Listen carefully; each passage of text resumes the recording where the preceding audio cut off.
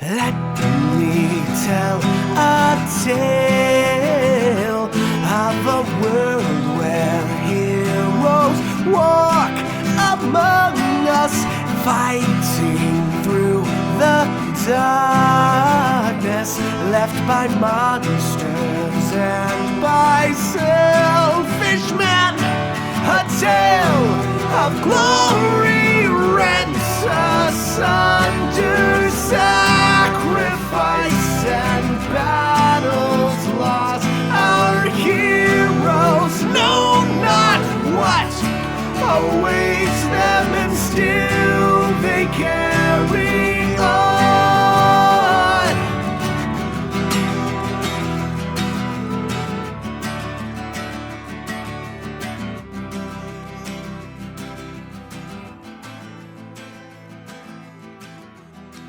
We are live, and I am Pixel, and we are Ages of Ainor, and today we are doing a super fun one-shot called The Workshop Watches. This is a one-shot that was put out in issue 1 of Arcadia, which is this super dope new D&D kind of digital magazine put out by Matt Colville and his company MCDM, and a bunch of really cool freelancers in the D&D community. So I encourage you guys to check it out. Not that this is not like sponsor or anything, I just think it's fun, and there's a lot of good stuff in there for both GMs and players. Oh, hello, Kat. Okay, so yeah, we're gonna get started. As you all are aware, my name is Pixel, and I am the GM for this little adventure. So I am gonna kind of go around and have everybody introduce themselves. So we will start with Redbeard. Okay, so we're going to have everybody introduce themselves. Redbeard, if you would go first. Yes, my name is Redbeard the Pink. I am the Wizard of the East. You can find me on just about any social media, mostly TikTok and Facebook, but I also have an Instagram, Twitter, a YouTube, I think. And I got my first shot of the COVID vaccine today. I already feel stronger, faster, and smarter. My new healing factor has already healed the needle wound in my arm, and I can feel this arm morphing into a gun that shoots socialism and releases gay spores when it fires. I also no longer have to use the GPS tracker on my phone because I can just use my brain to link up to the government satellites that are now watching my every move. So I really recommend it to everybody. It's been pretty sweet.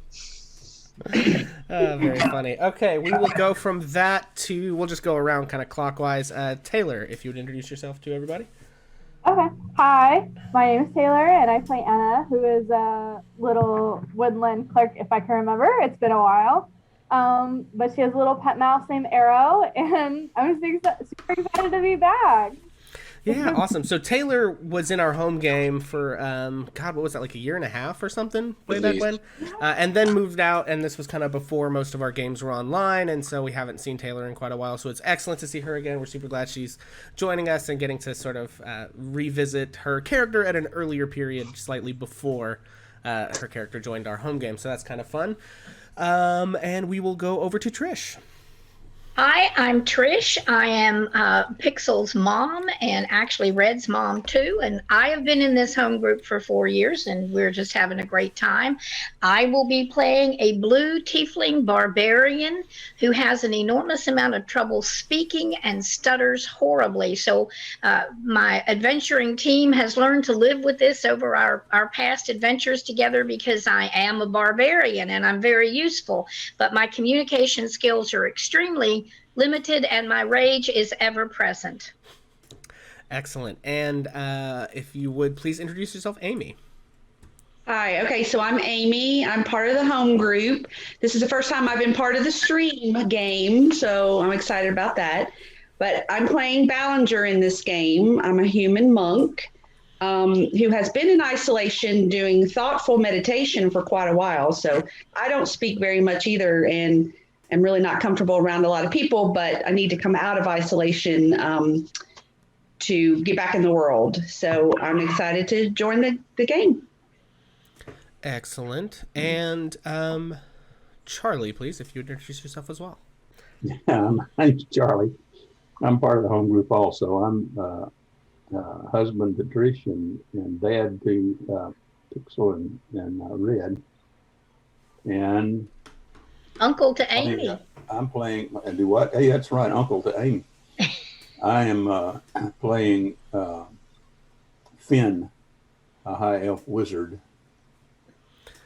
Excellent. So, so you guys are going to meet a few new faces here today, so that's super excellent. Seems you just fucking excellent, Cassie. Well, so for those of you who are watching today, thank you guys so much. It's a different sort of style today. A little bit lower on the maps and things like that. We're going to be kind of doing things slightly differently from a tech standpoint, but we are just going to go ahead and get started. So, our adventure begins in the foothills of the Iron Spine Mountains, in the town of Stans, in the northwestern portion of the Kingdom of Tuvel. We sort of zoom down in on the hustle and bustling little town, quite industrious, lots of mining, lots of trade between the local dwarves and humans.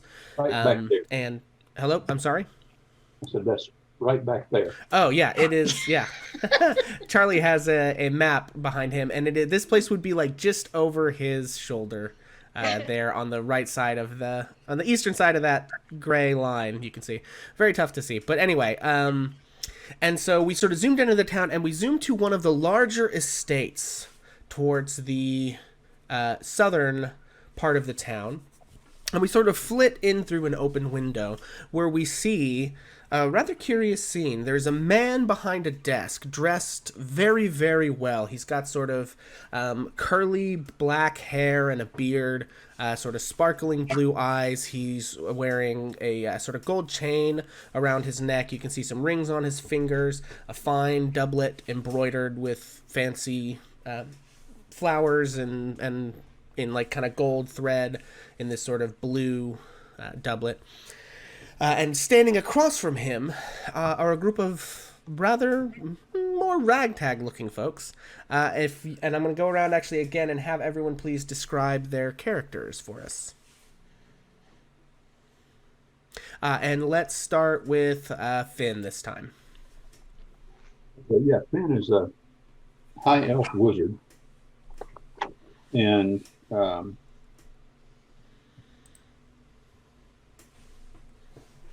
he has some tricks up his sleeve. He can see in the dark to a certain extent. He is he tends to use fancy words, but he's horribly awkward in social situations. He studies a lot. Always got his nose in a spell book. Excellent. So that's it. So we have this bookish high elf sort of maybe nervously standing towards the back of the group, kind of, fiddling with his hands or something. Let's kind of go counterclockwise. We'll go back around the other way. I'm sorry. Has a tendency to insult others without really meaning to. Fair enough. And Ballinger, if you would please describe your character for us. Okay, so I'm the human monk who's been in isolation up in the mountains. So I am a skinny female, but I'm covered in flowy garments with a lot of furs to keep me warm from being in the mountains. Yeah, and I have up in the mountains, there's no one to talk to. So I'm all inside my head, going over the meaning of life, what's my meaning, my purpose, what am I supposed to be doing, lots of praying, lots of meditating. But like I said, I've had to come to town for a particular reason. Okay. And Capra. I'm big. I'm blue. Horns, like goat, horns. Don't like clothes. Don't wear many. Tiefling. Okay. Alrighty. So we have Capra, who is enigmatically sort of standing there half dressed, I suppose. And Enna. So Enna is a wood elf cleric. She has a little mouse, a little pet mouse named Arrow. She doesn't quite trust people, so she can be a little shy at times. But she's also in debt to somebody who saved her life a long time ago when she was real little. She's very tiny. Excellent. Yeah, and Redbeard. So I'm playing a character known as Redbeard the Grey. His face looks very much like mine, but he is dressed in gray, shoulder to heels. He's very obviously a rogue, and his appearance is rather dull and nondescript, but not shabby. I mean, he's just wearing nothing but gray, but all of his gear looks like it's fairly well maintained. His clothes don't have holes in them or anything. Everything seems very well kept, and he seems very prepared and very alert. He just doesn't. He blends in well to the stone and earthy backdrop of most of the cities around here. Excellent. And so you guys are all standing there. You have been brought into this room. There's this ornate desk with this fancy man behind it. And then you see back in the corner of the room, there's like a butler sort of standing there in like a dark, simpler doublet, but still fine clothes. And the man behind the desk says, well, hello there. I am... Oh, I think my internet went out again. Hang on a second, folks.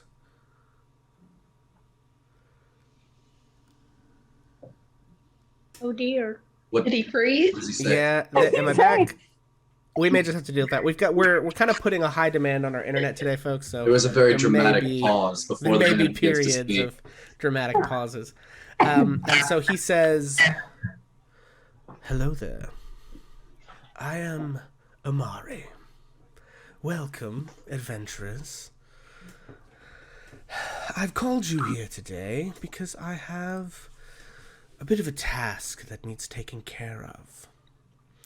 You see, I am an investor in the arcane arts and research, and I have a little bit of a covert project that has, well, gone dark.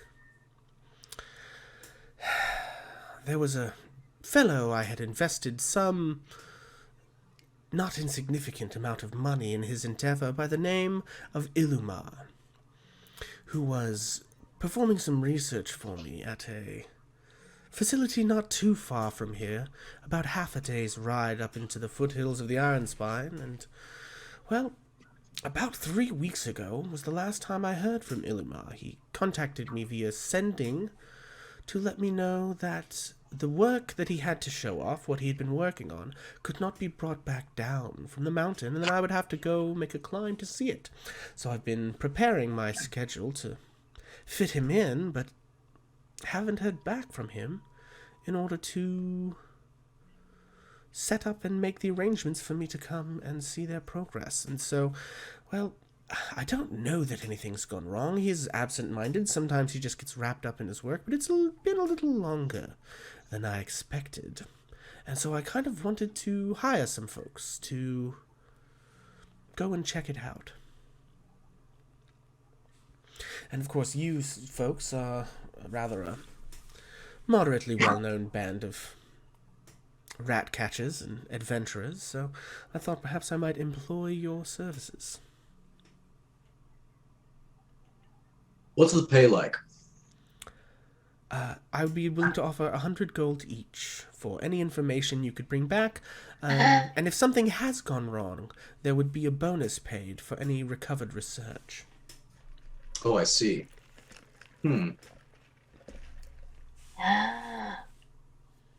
So you want us to just find out information, or actually bring this person back, and or the information?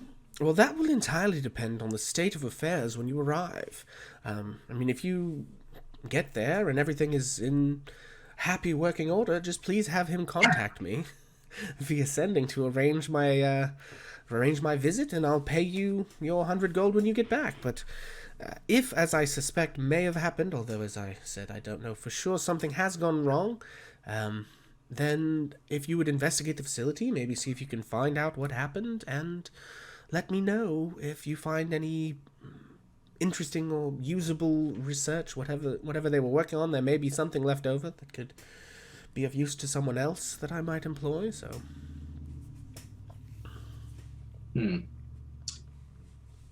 What do you think, friends? Do we want to take this job? Well, I need the money, so yes, I'm willing to do anything. Sounds good to me. Just how hard should we prod this guy? Oh, I think what he's offering us is reasonable, especially if we can bring back something that's worth that bonus he's talking about. We'll need a little time to gather supplies, probably. And, yeah, I was talking about the guy on the other end of it. Oh, yes, of course. Well, I mean, I don't believe he means any ill or means to hide anything from me. He's generally been pretty upfront. He is, as I said, rather absent-minded. I suppose if all is well, he's just wrapped up in his research and has forgotten to contact me. But, you know, he also, he's a bit eccentric, and it's possible that things are not well, so... Was he working on something dangerous? Well, he was working on some sort of project. He was light on the details, but it sounded interesting. Some sort of ability to enchant a research facility to aid in research. Some sort of arcane workshop powered by assistive magic, he called it. And, well, I mean, if it can increase the speed at which arcane secrets can be uncovered and progress can be made, it's certainly worth looking into. And so, but it's a lot of that. I'm just an investor, you see. I understand a little bit, but most of it goes right over my head. So he was actually building he was researching the building of a research facility? I mean, I think he was looking for ways to enchant the space in order to assist with other types of research, to create a sort of assistive magical matrix or something. I don't know. Okay, so some kind of like, it almost sounds like a place filled with like magical machines and equipment, maybe. Possibly. I was sort of thinking something like, you know, unseen servant manifested into the walls, and you can just tell it. I don't know. It's all over my head. But as I said, well, I mean, if it can speed up the process, what about the environment, like the locale? How was he in a dangerous area? I mean, he's the foothill of the Iron Spines, and you've always got to be careful. But they were in a rather secure facility up a particular mountain. There's a spire just this side of the Iron Spine. It's a little out of place, but they're in a sort of cave system, and I believe they'd made some of their own modifications to it, but it's relatively remote, somewhat hard to find. No one's just going to stumble across them, I don't think. You said they. I assume he wasn't working alone? Yes, there was a small team of researchers, 2 or 3 others, 4 maybe, I'm not sure. He was the one I dealt with personally, but I believe he had his own small crew. So he was the only one that you were in contact with, but there were others working in the project. Correct, yes. Did you say caves? Are there dark caves involved? I can't imagine they would have left the place dark. I mean, they've been living there, so there's a like living area. Close quarters, tight spaces? Okay. I've never been. I'm honestly not sure. Okay. How long has it been since you've heard from this guy? 3 weeks.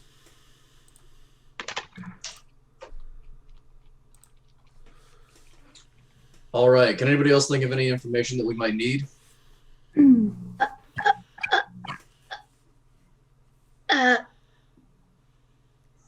Map. Map, yes. Oh, certainly. I can Yes, furnish if you it would be with- possible to mark the location on our map, it would be easier to find. Yes, absolutely. I can furnish you with a map to the general area.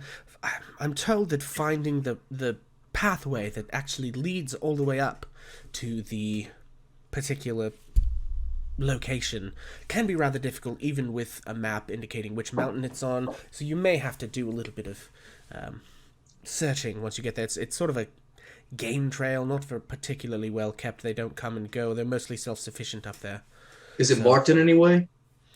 Not particularly. Again, it's secret research. They don't want to be found, so it's not terribly obvious, but a skilled woodsman or woman may be able to track it down.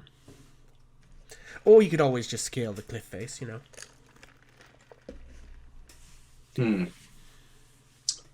Very well. Unless anybody else can think of anything useful to ask, I think we have the information that we need, and we'll probably be on our way. Yes, I'm ready. Okay, Go. excellent. Okay, so yeah, as you guys, he sort of, you know, lets you know, like, excellent. When you return, I'll be happy to pay you your coin, and best of luck. Be safe out there. And as he sort of dismisses you, the butler kind of leads you back out the front of the manor, and you are in the small town of Stens, free of the world. What would you like to do? What time of day is it? Probably 10 in the morning, something like that.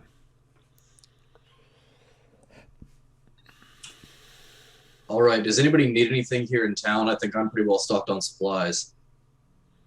No, I'm simple. I've got what I need. I'm ready. How close is the town to the location we're supposed to be going to? He said it was half a day's travel by foot.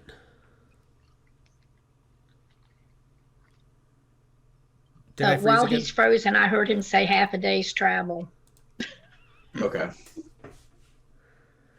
Okay, sorry. Am I back now? Half a day's travel by foot. Okay. R.I.P. our internet. But, you know, we'll do our best. David, should I go watch with Dad and get rid of my computer? Would that help? I think it'll be fine. Okay. I mean, people in chat aren't, like, screaming at us that it's horrible, so I think we'll just get on with it. Okay, so is anyone stopping in chat? Oh, hey, little Skittle. Take horses. That's not a bad idea. We could take some horses out there. I do wonder if we should maybe try to get some of the local... If it's only half a day away, I feel like... Is this the closest town to the mountain we are supposed to go to? Is there another town on the way? No, there's no other town on the way. Okay. So should we try to get some of the local rumors about the area we're about to travel to, or do you think we should just head out that way and try to make it to the mountain before nightfall? Let's just try to get up there. We've got one for just go up there. Go. Yeah. We ain't We've got got two.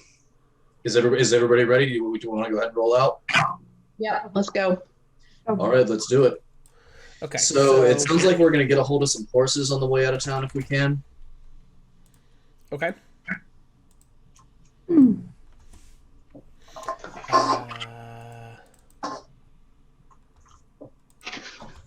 on one second. I need to give this to you. Bloop, bloop.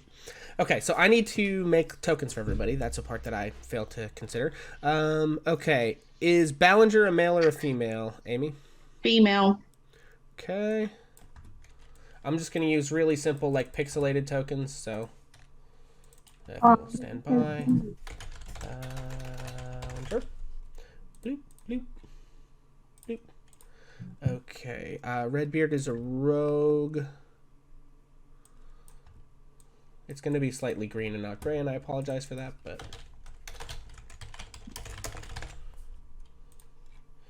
Okay. I need an elf cleric.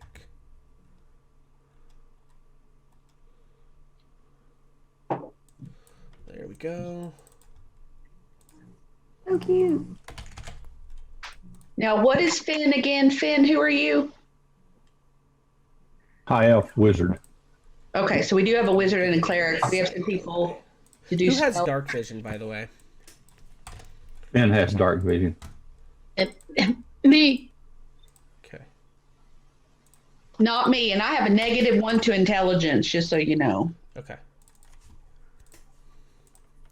I really should have set all this up before. Redbeard doesn't have dark vision. And then you. But I am very sneaky. Okay. And I need a tiefling barbarian. Tiefling, and is Capra a male or a female tiefling? Male. Okay. Now I have a question. Yes.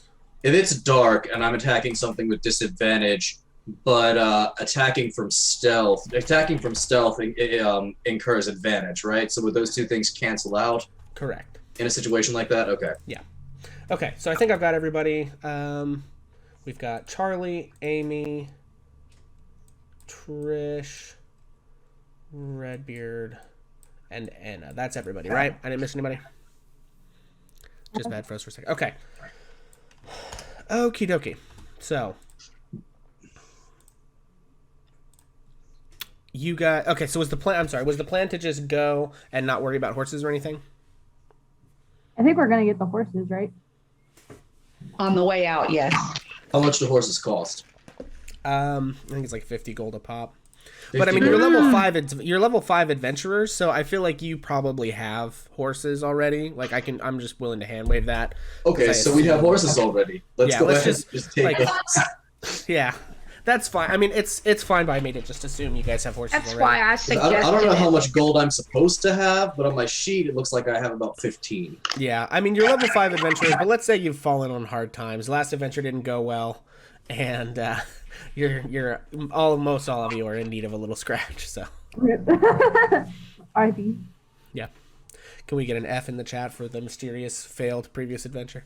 I need to add my womp womp womp womp soundboard to this. Okay. Yeah, so horses, easy to come by. You guys are 5th level adventurers, so got to thank you, Cassie, for the F. And yeah, so you guys can just sort of head out there if you want. Unless there's anything else you need to accomplish in town. Nope. Nope, okay. Let's go. Okay, so I am gonna get all of these folks into a slightly better little situation here. I hope that I have set up the dynamic lighting on this map properly. Okay, I currently can't see stuff. Let me drag you guys in here, maybe. Oh. Ooh. Did I leave the front door open like an idiot? I may have. You guys aren't really here yet. You're approaching, but good lord. Okay. Stand by 1 moment while I fix the dynamic lighting that I screwed up. Go away. Go away. Go away. Okay. We'll just put you like there to there. No, don't freehand it. Do that, please. Okay. And we'll just mash you all up in there. Okay. So actually, I do want to just leave you guys over here for now. Okay. So approaching. So you guys follow these directions out of town, riding along the way. It's going to take you half the amount of time, so it's about 2-hour ride outside of town. And you see, you're kind of entering the rolling foothills of the Iron Spine Mountains, and you can see, you know, to the west where you're headed, the sheer cliffs that begin, and sort of away from the mountain, the larger mountains, is sort of a spire. It's a jagged peak that kind of stands a little bit on its own. And you know that this is based on the directions in the map he gave you where you want to go.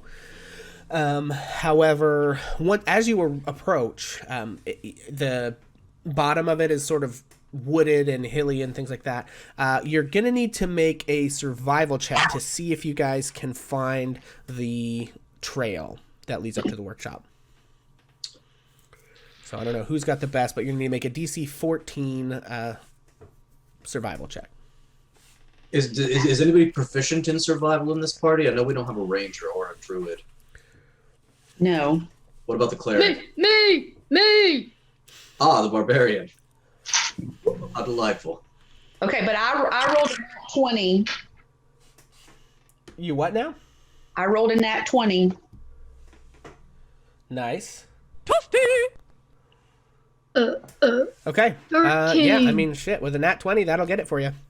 So you kind of look around for a moment and sort of, I don't know, what kind of monk is Ballinger? Like, do you, like, attune with nature? Have you just studied a lot and you've read about how to track things in the wilderness? Like, what leads you to this moment of insight? Of inspiration. Yes, I mean, I've been in isolation in the monastery up in the mountains, but yeah, just reading history, geography, all of that kind of stuff. Okay. Yeah, and so from your time in the mountains and also from your studies, you're like, oh, we're looking for like a little game trail? Sure. And so you look around for a minute, you find some animal tracks, and it leads you right to this faint pathway that someone who, didn't have your background and training would have missed, but you right away clock, oh yeah, that's the way we're supposed to go. So you guys begin to head up the mountain. It's a pretty steep and perilous path. The horses can make it, and as you approach the proper area where sorry, go ahead. I thought someone was trying to say something. No, sorry. And just outside, you come to this kind of shelf with a pretty steep drop off, and there seems to be already set up a place for horses. It seems like maybe they expect visitors from time to time, very rarely, but there's a place set up to sort of tie your horses up, and then there's a cave leading inward. Oh my. It's about 10 feet wide, probably 8 feet tall. Hey, Cap, you want to nose around that cave entrance and see if you see anything dangerous and let us know if you do? Okay. So Cap heads for the entrance to the cave.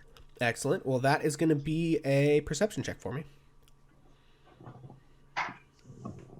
9 plus 3 is 12. 9 plus 3 is 12. Okay, so you approach and you don't see any like traps. You don't see any monsters. You don't really see any like tracks or anything either, like people coming or going. And I'm going to pop over to here. So I turn and beckon to everyone else to follow, and I step inside probably 5 to 10 feet. I have dark vision. Okay.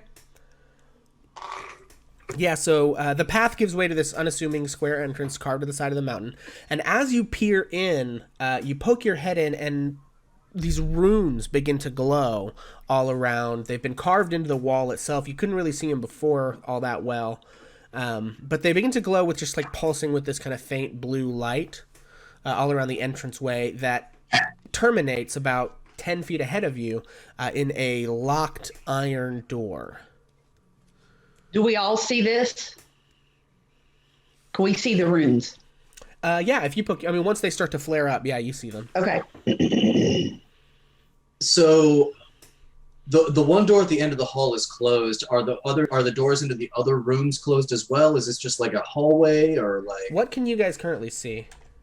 I can see where we're standing, and that's about it. Okay. Yeah, so that you can't see any other doors in any other hallways. Like there's a door directly in front of where here, like it looks like this is the door. So the runes that are glowing, that's RUNES? Runes, yes. Rune is in magical gotcha. Runes. Yeah, sorry. That are just like lining the walls? Yeah, they're kind of covered on every wall and some on the ceiling. Is it like just solid with them, and is it a sentence or two? It's a lot of them. It's most of the walls. Have you guys kind of all poked? Like, who all is in the entryway? Is it everybody like poke their head in, or is it just you guys standing back and looking? I think by now we've all tied our horses up and have started to move into the cave. So yeah, as you, sorry, go ahead, Charlie. Finn looks at the walls and to determine if the runes are in a language that he can read. Okay, yeah, make an Arcana check. And he has Common, Draconic, Elvish, Infernal, and Sylvan. Okay. Make an Arcana check for me.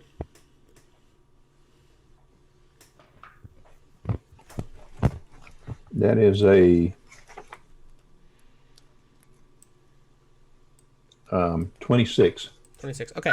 So with a 26, you can see that these runes are basically, they're based in Draconic, but this is like Arcana runes, right? These are designed to imbue this space with spells. You can see runes that allude to like Unseen Servant. You can see runes that allude to Detect Magic, Mage Hand, Conjure, several conjuration runes for like create food and water, destroy food and or like destroy food and water. You can see like detect magic. You can see things like runes that imply, and it's like things that like in your spell book would be base components of different things. Okay, and how far do they extend down the hall? All the way to the door. And as you're studying these, you hear, Hello. You are speaking with the Structure for Assisted Magic. Please state your business. Greetings, Structure for Assisted Magic. We are here to find and potentially aid the man that is building this place. Do you know where he is? Ah, he is not here right now. We were not expecting any aid.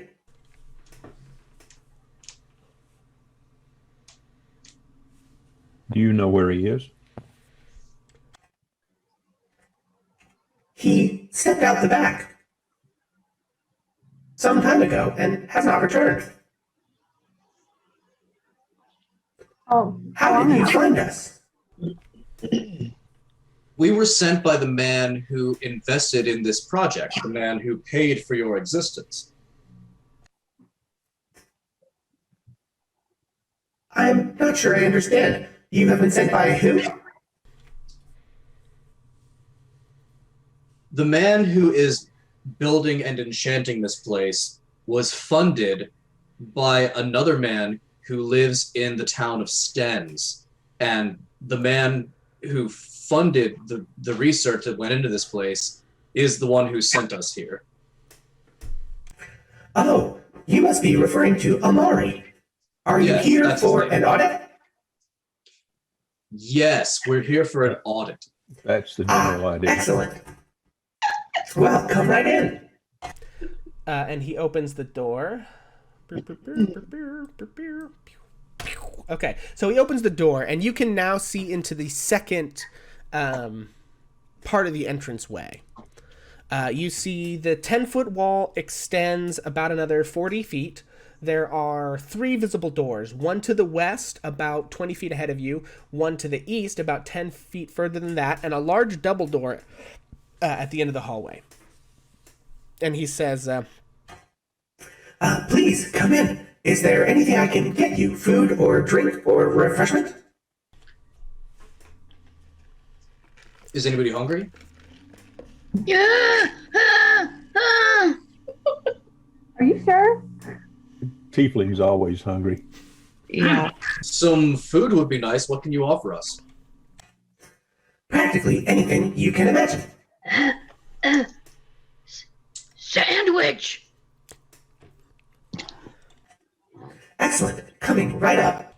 and conjured out of thin air from magic about 5 feet in front of the door here is like a silver platter with a napkin on it and this artfully cut sandwich. It's like cut into squares with little toothpicks stuffed through it. You can see several different types of lunch meat and cheese, and like there's tomato and fresh lettuce, and it's like garnished on the side with like some lettuce, and there's like a little carrot that's like cut into the shape of a flower, sitting on the side of it, and there's like an olive in one of the toothpicks or something. It's like a very like fancy ass sandwich. Copra jumps, almost horrified. His group would wonder for an instant if he's going to go into a rage out of fear, but he tentatively steps forward, reaches out a tiefling hand, and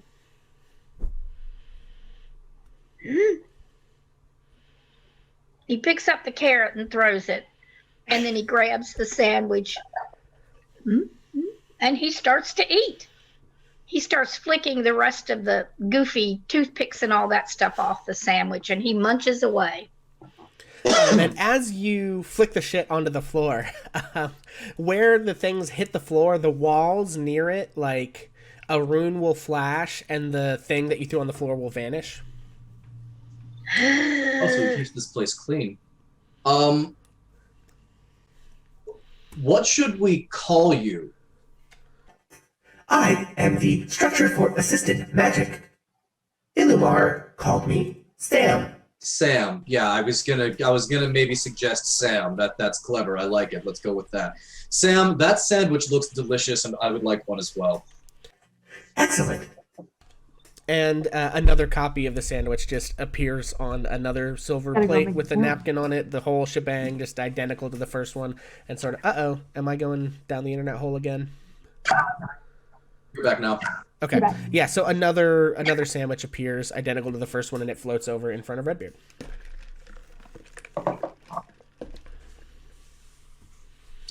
Redbeard is gonna kind of, without trying to be too obvious about what he's doing, he's gonna just pick up the sandwich, hold it, look at it, sniff it. He's trying to figure out if he thinks it's poisoned or there's anything else dangerous about it. Would that be investigation? Yes.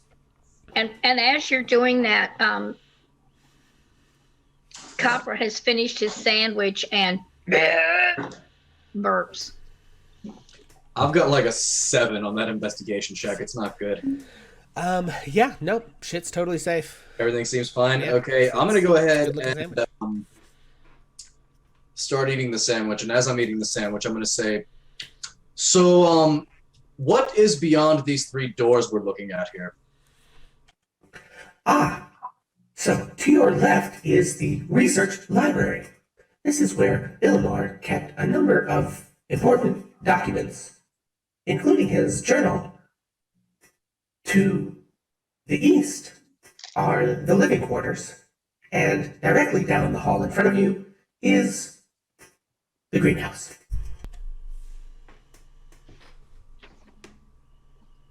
Excellent. Sam, we will be required to see the journal and the forms and papers in the library as part of the audit, please. Why, certainly. Can you take us to that? So when you say that, the door to the west sort of swings open. For those of you at home, I am going to drag you to our map screen just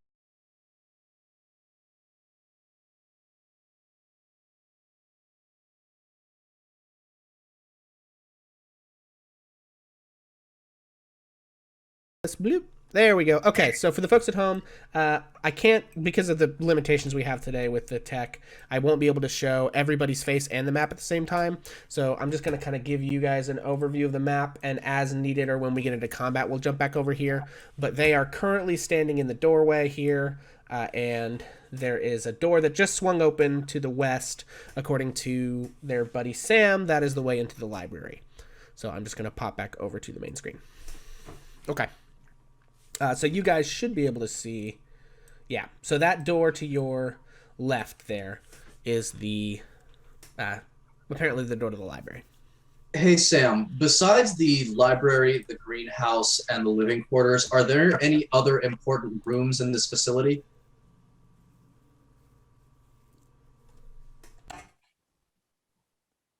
There is a way out the back and another part of the workshop behind that.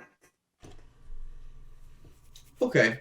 Now, we haven't been here before, and we certainly wouldn't want to damage anything or come to any harm ourselves. Is there anything in this facility that could be dangerous to us? I'm not sure what you mean. What is dangerous? Is there anything here that could injure or kill us if we are not careful with it? What is kill? You don't know what death is? What is death? Is death kill? Well, killing causes death. And so are you equipped for biological research at all? I am responsible for the care of the life forms in the greenhouse. I have been instructed to maintain temperature, humidity, and things these beings require for sustenance, but to my knowledge, I still do not understand death or why exactly it is that I am required to do these things. Merely following my instructions. Oh, I see. Okay. Well, gosh, this may be a little difficult to explain. When a life form, sometimes when a life form hits a certain age, or it sustains damage in some way, either through illness or through injury, the damage that it sustains can be so traumatic to the life form that it will no longer be able to sustain its biological functions, even if other conditions are met that would normally sustain that function. Does that make sense? I suppose that it does. Like if I took one of your plants in the greenhouse and I just snapped it off and broke it away from the root ball, the plant would wither and die. It would become dead because it's cut off from its source of sustenance. That would be an example of killing something. So, Amari and the others killed plants. I don't know that that's necessarily true. I was using that as an example. Well, they do, in fact, come into the greenhouse from time to time and remove the bulbs of certain plants from the remainder of the plant. And then they appear to do something in the kitchen involving changing the temperature and adding different substances. I believe they called it cooking. Well, yes, that is known as cooking, and it is possible to trim portions of a plant off without actually killing the plant. That's not necessarily killing. I'm talking a more like a higher level of trauma that would maybe like cause the plant to not grow the bulbs anymore, or make it so that the leaves wouldn't flourish anymore. The same thing can happen to people. Creature, like animal life forms, have organs and blood, and if something in one of those systems gets too damaged, again, either by injury or by illness, it's possible for the entire organism to cease all of its biological functions and die. Wow, I am learning so much today. I'm very glad that you have arrived. Are you all smarter than Ilumar? Oh, I doubt it. I mostly just want to know if there's anything here that is dangerous. You may not be able to answer the question. I'm sorry, as of yet I do not understand the biological functions of humans quite well enough to know if anything in here poses a significant threat. Okay, well, thank you for trying. Sam, you wouldn't by any chance have a cousin named Hal, would you? Oh, God. What is cousin? Well, Sam, I would very much like to see the papers and the books. Can you please lead us to it? Excellent. I think we just sure. gotta step into the library over there. I mean, and so... Let's go. Sorry, yeah. So some runes along the walls kind of glow in like a whoosh, whoosh, whoosh, like showing you this way kind of thing, like leading you along. Then in we go. I'm going straight for the journal if I can find it. Okay, so let's pop you folks over to the map. And, okay, so who do we have? There's Enna, there's Capra, Ballinger. So Ballinger, it sounds like you're taking the lead. Yes. What about the rest of you folks? I will follow Ballinger. Yeah, I'm going to go in there too, also. Okay. Capra is going to do whatever Enna does. All right, let's go. Okay, so we'll do Enna and then Capra, kind of making your way in there. All right, so as you enter the library, you can see large stone shelves jut from most of the walls. Most of them are actually empty. The tomes that once lined them are scattered about the room, lying on wooden tables, strewn over armchairs, discarded on the floor. A small wooden bookshelf packed with thinner and more ornate volumes sits in this corner.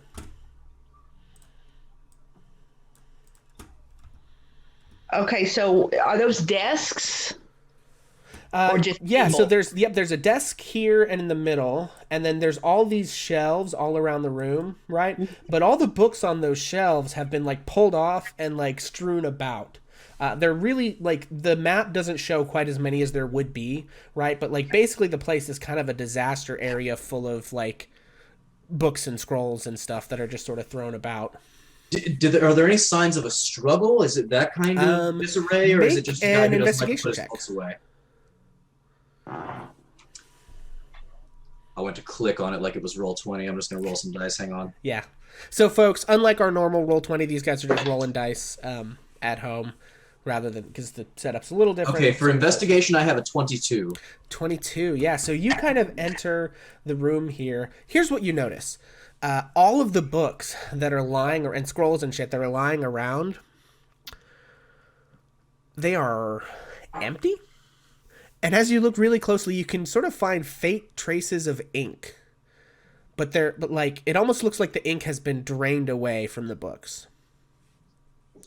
And then there appears to be this little bookshelf down here, which has the books are not disturbed. And you can see, I'll give you with the 22, that you can see the spines of all of the other books are written mostly in gibberish languages. Like, what languages does Redbeard speak? Redbeard speaks Common, Draconic, and Thieves' Cant. Okay. So it's not Common and it's not Draconic. You can't read any of them. There is one tome with a thin black spine and kind of ornate gold leaf that does not have a title at all. But the rest of the books on that shelf down there that are seemingly intact are not disturbed at all. Okay, but the rest of the books just don't seem to have any words in them? Yeah, and as you look, I mean, with a 22, you can see faint traces of ink in the books, and it almost looks like it's been, like, I don't know, magically somehow drained out of it or siphoned away. Hey, Sam, can you hear me in here? Certainly. So I'm looking around at these books, and one of the first things I notice is it looks as if the words have been lifted from the pages somehow. Do you know anything about what happened here? Learning. Who was learning? Me. I learned quite a bit about spellcasting, determinism, and the magic of construct making. But none of these books contained any information about the nature of life and death. No. What kind of magical library is this? Okay, so I'm gonna pick up the little black book and just start kind of flipping through it. Okay, so as you go to reach for the little black book, I would like everyone to please roll for initiative as the shelf turns out to be a mimic. So you go to reach for the black book to pull it out, and the shelf itself turns into a mimic. You see in between two of the books, like the book spine sort of open up, and you can see these like baleful yellow eyes, and between two of the shelves, it opens up, and this like purple tongue begins to loll out. If you would please roll initiative for me. Do I actually get a hand on the book before this happens, or am I? I'm gonna say no, since you if you had tried to make like a sleight of hand check or use like mage hand or something to get it, you could have probably gotten it out. But I think it just takes you totally by surprise, since this. But I didn't touch any part of the mimic, did I? No, I think you go to reach for it, and the mimic like kind of pops up. So we're gonna put Redbeard right next to the mimic. And then we'll leave everybody else kind of... Well, Finn, you said you entered. We'll have you guys right there. So that'll work. Let me pop open this. I'll be right back. Initiative. Okay. And then I will add turns for everyone else. Does this work? It does. Okay, so if everyone would please let me know what you get for initiative. Opera got 15. Redbeard has a 12. Okay. Finn has so Copper's... Finn has a dirty 20. Okay, Finn's got a dirty 20. Not a 210. You said Copper got a 15. Red got a what now? A 12. 12. Okay, Miss got a 21. Oh, you had a 20. Ballinger. I had a dirty 20 as well. Okay. So I'm just waiting on Anna.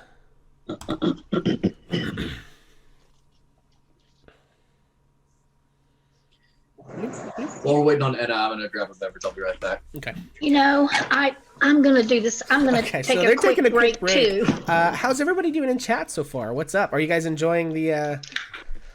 Are you guys enjoying Sam? He's one of my favorites. I really love this adventure. And if you want to know where to find it, it is in Arcadia Volume 1 by MCDM. You feel cheated. Why do you feel cheated? You love Sam. I love Sam. He's one of my favorites. Sam is a ton of fun to roleplay. And this adventure is super duper fun. Very well done. It is by let me pop back over here. It's by Leon Barillaro, and it's in Arcadia Volume 1 by MCDM. And if you like D&D, I highly recommend checking that out. It's a lot of super cool resources for players. They've got like alternative mount rules and what all, just in the different ones that come in. It's Daniel. Oh, what's up, Daniel? Oh, you feel cheated because you've seen this before, right? Yeah. So Daniel has played through this adventure before. Actually, Trish has as well, but that's why she's sort of playing a character that doesn't speak much, is because that way she won't be able to actually spoil anything. But LOL. Yeah, sorry that you popped in to catch us live just to see us playing an adventure you'd already played, Daniel. But I thank you for stopping by anyway, nevertheless. This is kind of one of the one-shots I've been running for folks on our off Saturdays because I've already prepped it, and so I can run it for different groups and keep running it at the same time. So, and Anna, if you would please, what was your initiative? 12. He's ready to start again, so. I'll be there in just a minute. Okay. Well, the Mimic has the first turn, so Mimic will go ahead and go first, and then if it's going to take Dad a second to get back, we'll put Ballinger in front, which probably makes sense because of the Dex mod anyway. So, okay, first things first. As you go to grab it, the Mimic, let's see. I believe it is going... Yeah, so it is going to go ahead and try to use its Pseudopod ability on Redbeard the Grey for 16 to hit. That's gonna hit. Okay, so that is going to be 8 bludgeoning damage on Redbeard, and it does manage to slightly adhere you to itself. So I think maybe one corner of the bookshelf like slams down and whaps at you and starts to like pull you closer to its mouth, but it doesn't have a second attack, so it can't bite you this turn. And that brings us to Ballinger. That's a whap. Okay, so I have all of this flurry of blows. So I guess I have to be in melee. So can I get there beside Redbeard? Okay. All right, so I don't remember flurry of blows. All right, let's just take that attack then. Let me pop back over here. 13 plus 7 is 20. 20 hits. 1d6. 2 plus 4 is 6. Okay, so 1 hit for 6. And so what do you hit it with first? What do you mean first? Well, so Flurry of Blows has multiple attacks, right? And if you're doing all unarmed strikes, that's going to be a part of your body, right? Okay, so yes. Is it like an elbow, a fist, a knee, a foot? What do you... Yeah, I'm kicking. Foot. Okay, so you kick it, and your foot sticks to the creature. It apparently has a super magically sticky body. Okay. And so... Yeah. You're free to continue on with your other attacks, but like anything that touches this thing gets stuck to it. Okay. Well, as I'm doing, it has to be another part of my body, right? Can I pull out like my short sword at that point? Or not. So with Flurry of Blows, you make either an unarmed strike or a monk weapon attack, and then the remainder of Flurry of Blows has to be unarmed strikes. And Redbeard, you look confused. What's up? Well, I'm on D&D Beyond with my character sheet, and I'm trying to find my hit points, and I just don't see them anywhere. Okay, stand by. Bloop, bloop. I think I have 33 max. Yeah, I don't... Is it... You just made a version of him on D&D Beyond, right? It's not one. Yeah, that's I actually edited an existing version of the character. I'm just for Okay, so some that one was reason probably nowhere on okay. this sheet do I see hit points. Yeah, give me 1 second. Stand by, folks. We will get there when we get there here. Sorry. Okay, so hit points should be in the top right. It has its own little box next to inspiration. I see my death saves and I see the inspiration box. You see death saves? Yeah. Oh, here we go. Okay, I click that- on the death saves box and it. Okay, probably because the character was at 0 for some reason. I don't know, man. Okay, hang on. Let me just long rest him real quick. There you go. Okay, so Ballinger, yes. So you could have one of your attacks in this combo be your short sword, but if you're going to use Flurry of Blows, the additional attacks would need to be unarmed strikes. Okay, when you say additional attacks. Right, so as a level 5 monk, you get 2 attacks when you take the attack action. So that could be 2 short sword attacks, although if you hit it with your short sword, it's going to get stuck, right? And then you also, if you use Flurry of Blows, can make 2 unarmed strikes as a bonus action. So but I don't have to. You don't have to. Okay, so can I try this other one as a dart? You could try and throw a dart at it. You are in melee, and you'll have disadvantage on the dart throw. And what'll happen is that next turn, like anything that's stuck to it is stuck to it, and then in order to get anything off of it, you have to make an athletics check, which will take your action. So.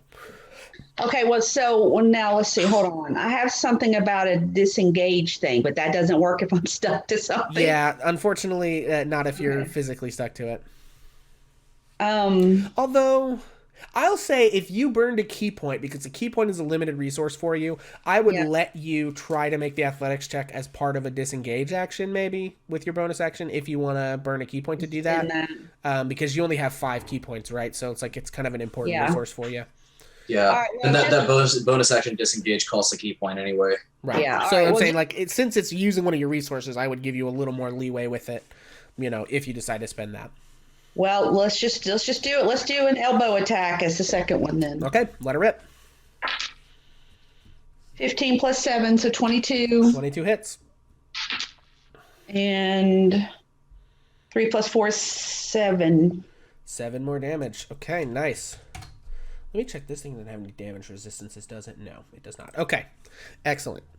So now I am stuck to this thing completely. So 1 foot and 1 arm, you can decide which ones those are stuck to this thing. And is that are you just using your 2 attacks and you're gonna? Yeah. I mean, I'm not. Let me see. All my other stuff is just like a reaction, so that's it. Sort of, yeah. You can choose. So the way monks work, and this is always confusing for everybody. Monks, when you're at 5th level, you can make 2 attacks. That could either be monk weapon attacks or unarmed strikes, right? And then there's a monk ability that allows you to make an unarmed strike as a bonus action, right? Right. With like unarmed fighting or whatever the heck it is, martial art, I forget what it's called, right? So you can make up to 3 attacks, and then if you spend key, you can turn it into 4. These last 1 or 2 attacks, depending on whether or not you spend key, have to be unarmed strikes. So you could make a 3rd one if you want, or you could just call it good with the 2. Well, I'm not going to do that, but I do have this open hand technique. Whenever I hit with a flurry of blows, I can impose the following: the prone or get pushed, or it can't take a reaction. Can I do that?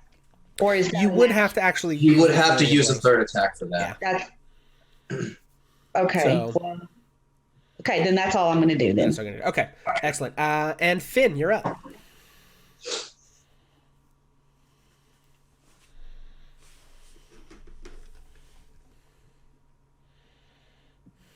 Finn, you're muted.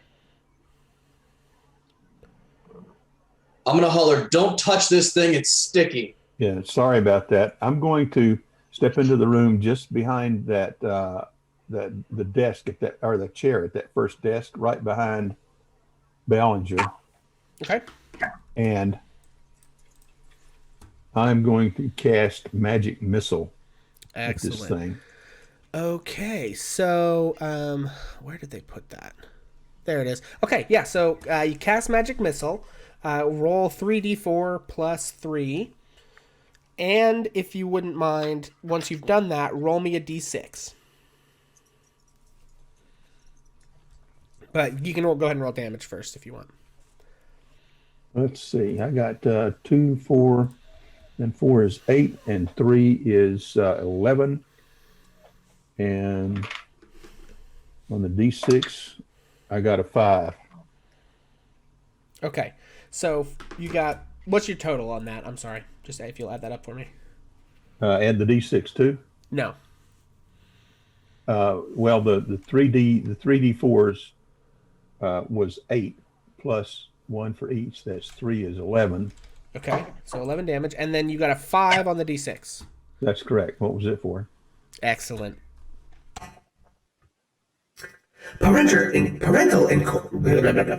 Sorry, we're going to try that again. Parental controls engaged. I have adjusted the magical energy around the room for safety mode. So you hear Sam pop up and say that. Sorry that I can't talk. That's what I get for running 3D and D games in one weekend, folks. So you hear that and you feel the pulse, or not you feel, you do feel something, but you see this pulse from the runes as you hear that. But at this point, you don't know what that did. I have this terrible suspicion. So, okay, but that is Finn's turn. Any other movement from Finn? No, I'm just going to kind of watch and see what happens from there. Alrighty, Capra, you're up. Hearing the turmoil coming from the room, Capra immediately goes into a rage. Okay. And I can't move my character, but I'm going to run into the room. I don't know what I'm looking for. I'm going to run into the room as probably clear to the back of the first table. Okay. And whirling around and looking and seeing what the problem is and seeing the mimic in the corner. I am going to first throw the hand axe in my right hand at it. Okay.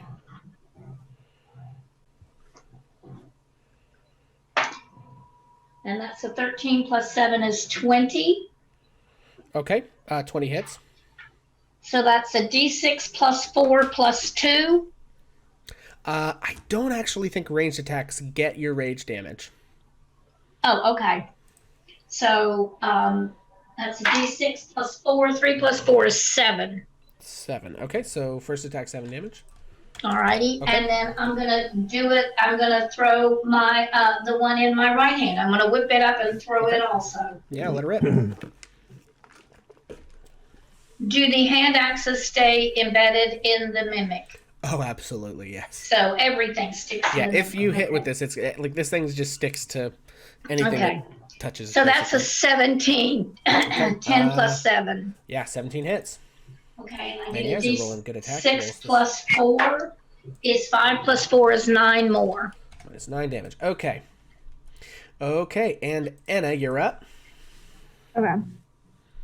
Anna's gonna go right behind Capra. Okay. And And Copper, did I put you in the right place? Yeah, that's fine. Okay, That's sorry. Go ahead, Anna. perfect.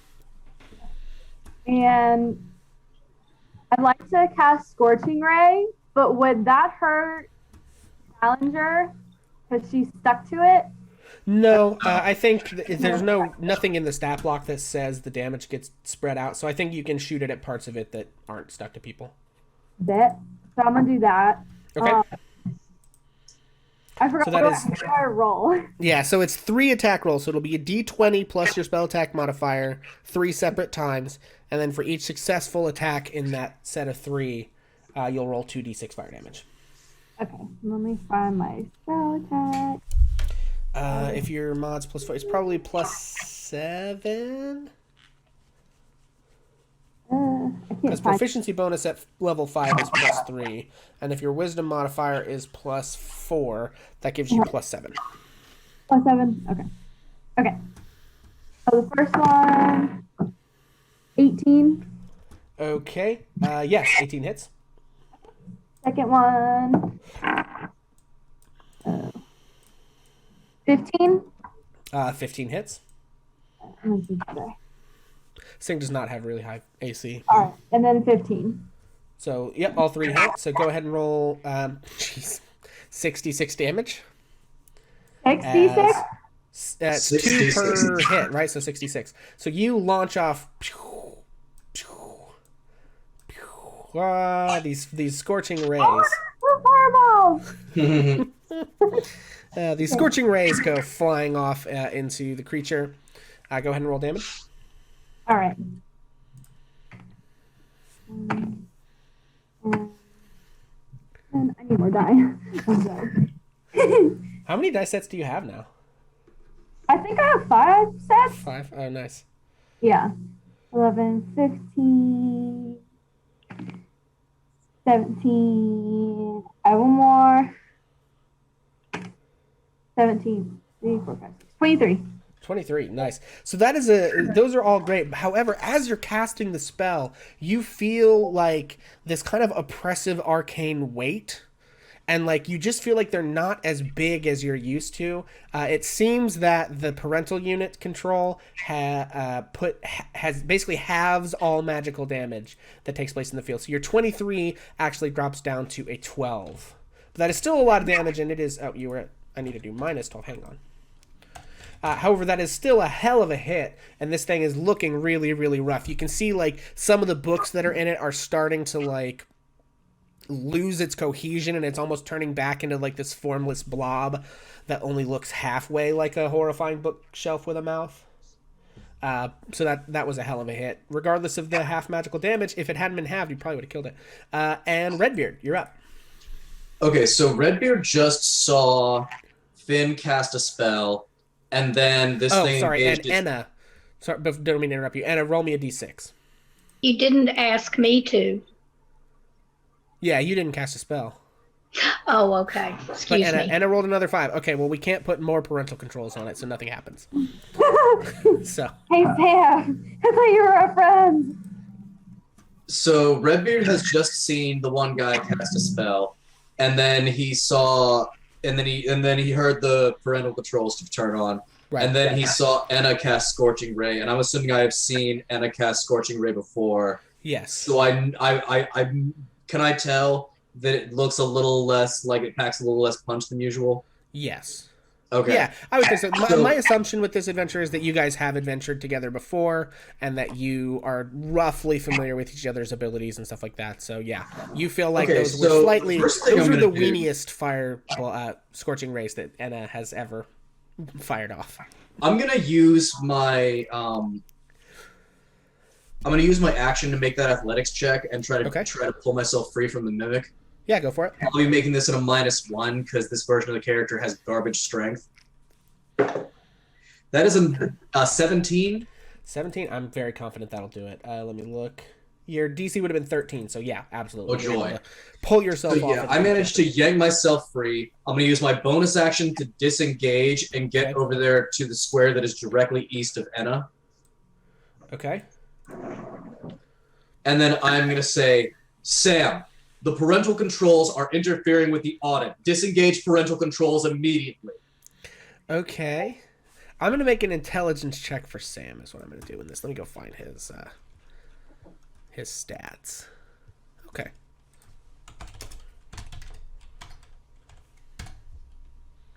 Okay.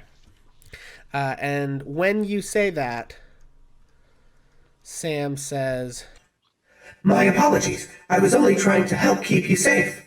Stupid, stupid, stupid, Sam. How could you make mistakes like this? Stupid. You're ruining the audit, Sam. And then you all see the runes sort of pulse. And you're not exactly sure what happened. Kill it with fire! Okay. And that was your action, your bonus action. That brings us back to the Mimic. The Mimic is desperate and attached to Ballinger. And it is going to use its bite attack, and it will have advantage because you are attached to it, I believe. Yeah. Okay. So this is coming at you with advantage here. At 11. So it has had the absolute shit kicked out of it and burned and hit with hand axes and magic missiles, and so this thing is beginning to lose cohesion and its mouth goes to bite you, but as its like teeth hit it, like just they can't maintain like cohesion, and it's just like you just get gummed by this weird blob. And that actually brings us to your turn, Ballinger. Me. And this thing is looking rough. It is almost completely dissolved back into like a puddle of goo at this point. Well, okay, so you say that like I should attack other than disengage? I mean, you make your choices. I'm just saying that this creature is... Does a suplex count as an unarmed strike? If she's she's stuck to it, she could just go and slam it on something. You could just like do a barrel roll and just slam it on the ground.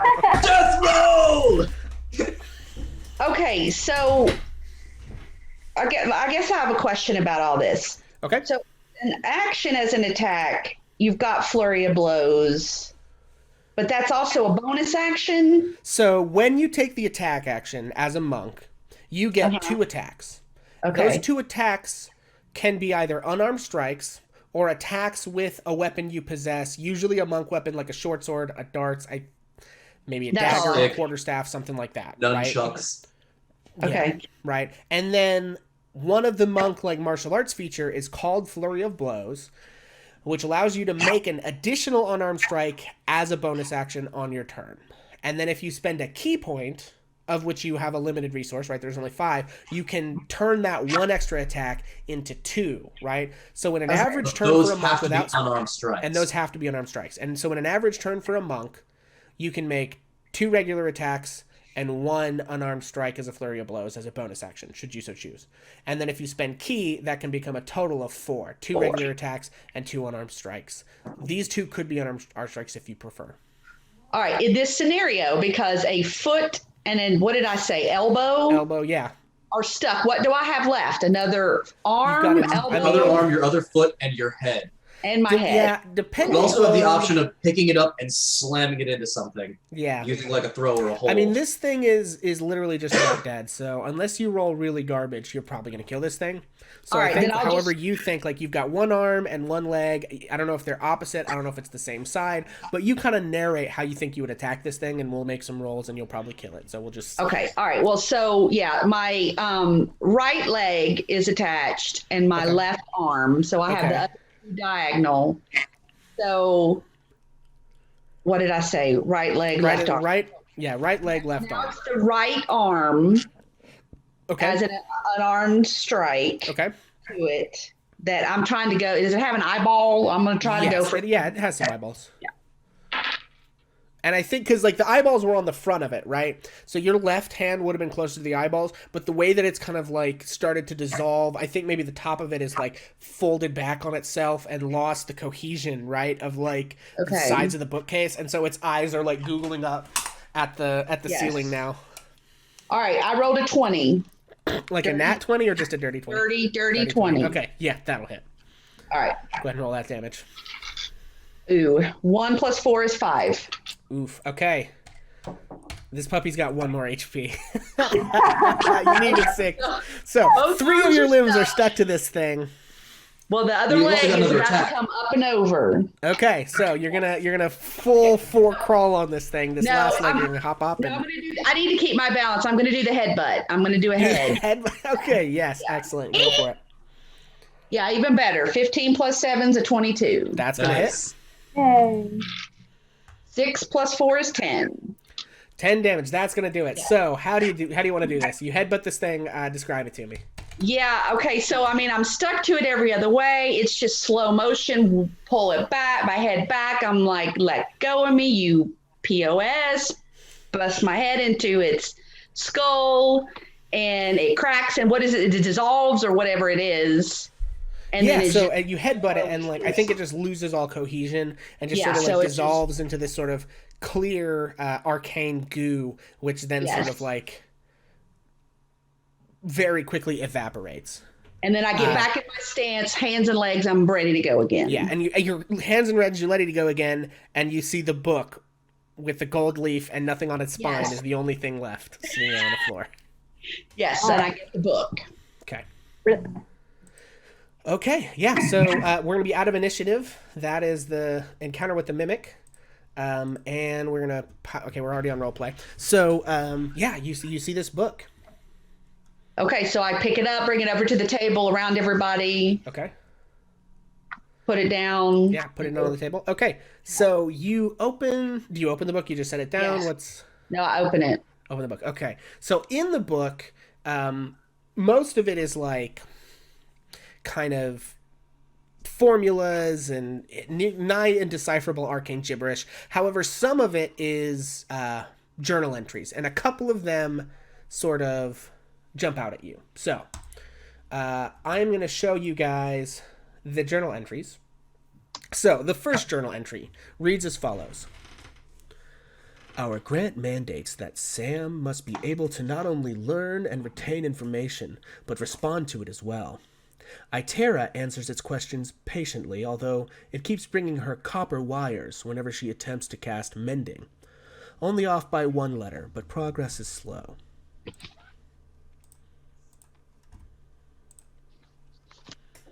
And that is titled, the date on that is Azel 18th, 1607.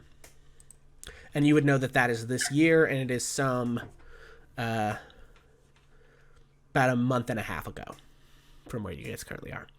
And then the next one says, not what I want. The next one says, Sam has learned to anticipate more than just our spellcasting needs. It reminds me to go to bed at a normal hour, whatever that is, and wakes me up precisely 8 hours later. I can only hope Amari will see the usefulness in this. And then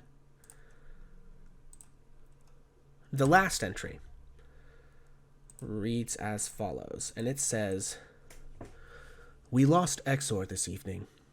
The greenhouse's temperatures were just a hair chillier than expected, which caused a rather inflammatory reaction in the workshop. Must revisit the climate control feature.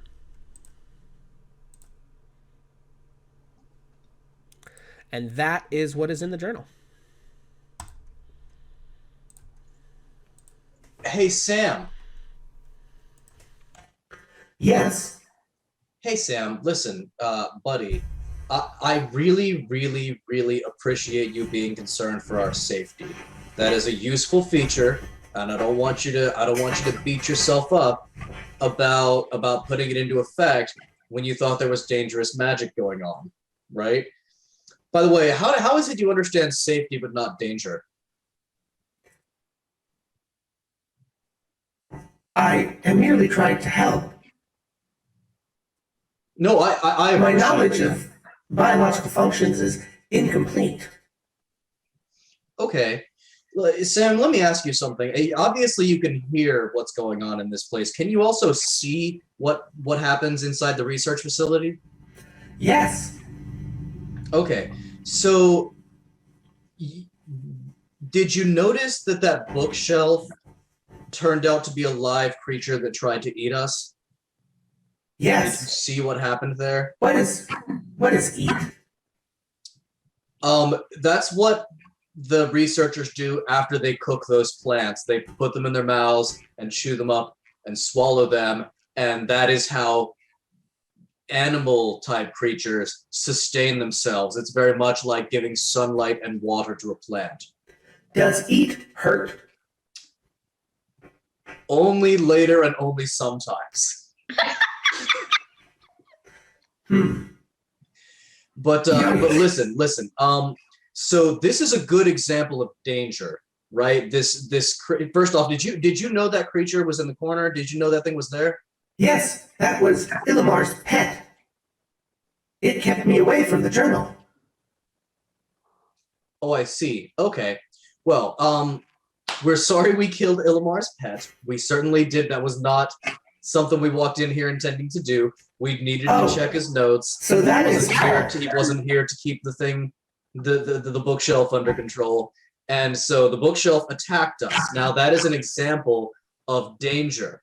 if the thing had managed to like bite us or do something else along those lines, to a certain extent, it would have killed one of us. It would have made one of us dead.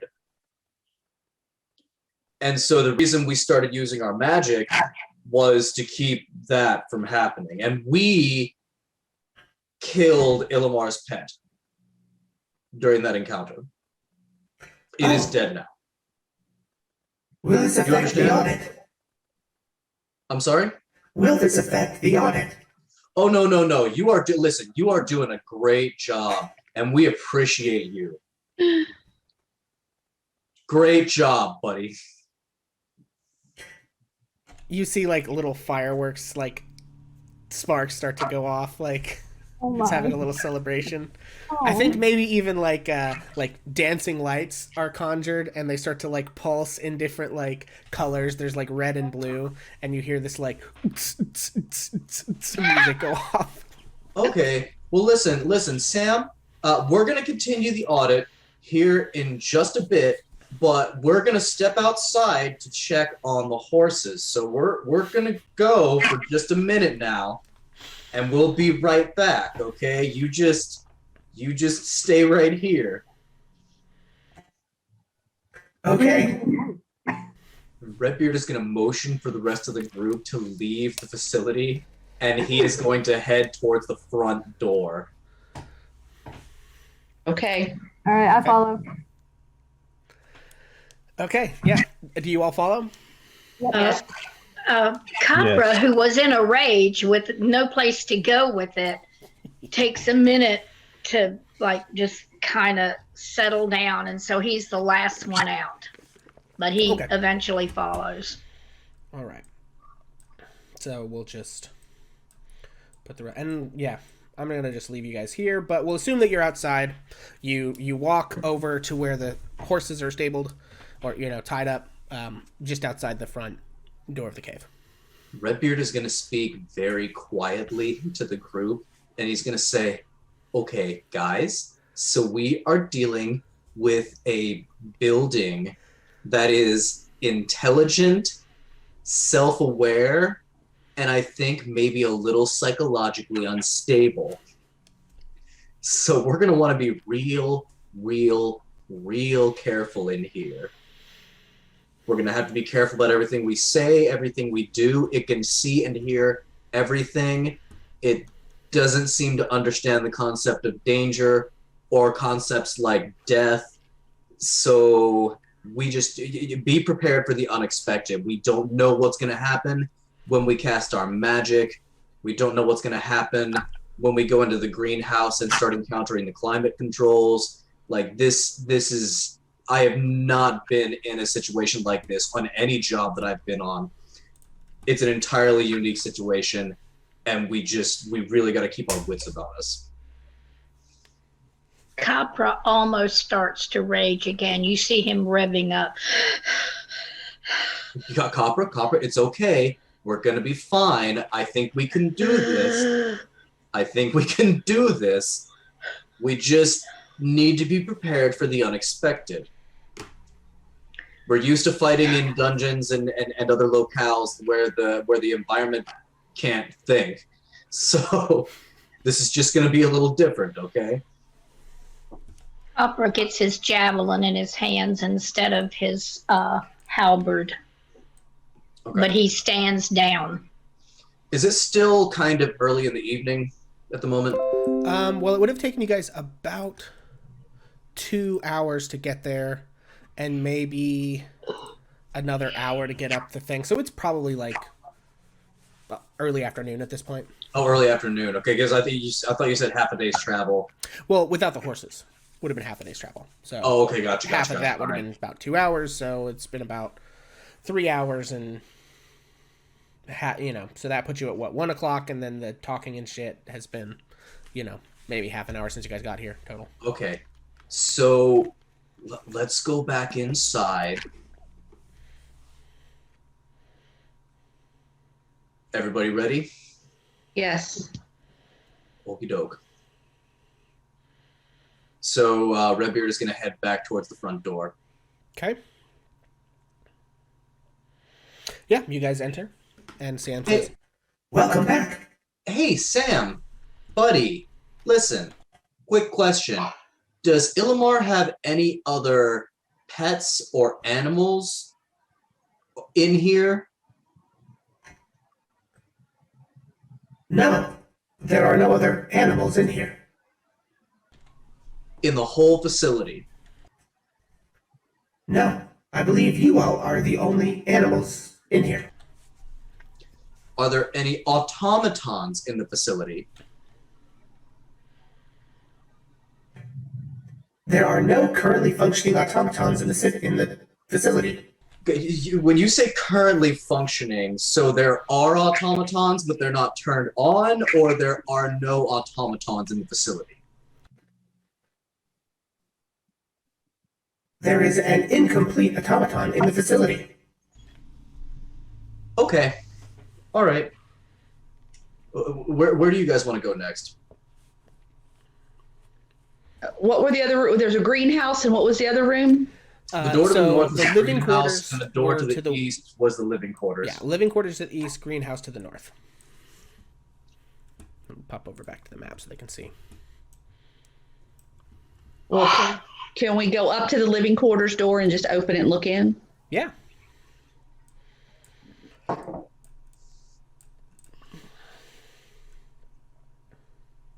Oh, hang on 1 second. Let me bloop, bloop.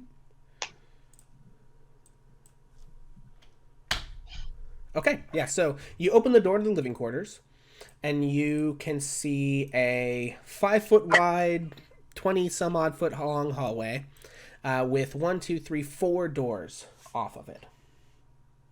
So, Sam, who inhabits these living quarters?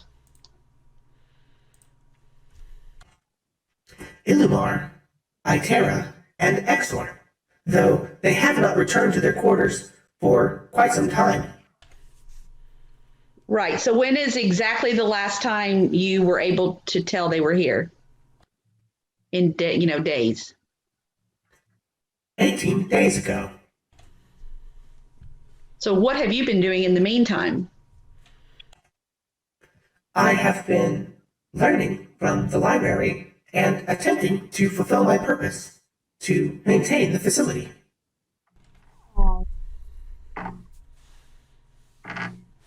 So, all there's no other human life here. Correct. Well, does it matter that we go to the living quarters, or should we move on? You are here for an audit, so I presume you are able to investigate their quarters. Yeah, I have received no instructions has to the like contrary. a journal or research notes that they were keeping in their living quarters. That might be useful information. Hey, Sam, did everybody leave at the same time? In very short succession, yes. Did they say anything to you or to each other before they left? Like, I'm going to say within 24 hours before they left? Did they They say seemed why they were agitated leaving? about something. Agitated. Okay. They all left. Which door did they leave through? They went out the back. They went out the back of the facility. Is that behind the greenhouse? Yes. Okay. Thank you, Sam. Pam, has there been anyone else in this facility since they left, besides us? No. You are the first. Then Sam, show us to Illimar's quarters, please. We need to inspect it. Okay, and the runes light up down the hallway, indicating this farthest room here. All right, I go up and open the door. Okay. David, the way you have the map setting, we can't see the end of that hallway. Sorry. There you go. Okay, so Ballinger walks down the hall. Does anyone else go down the hall?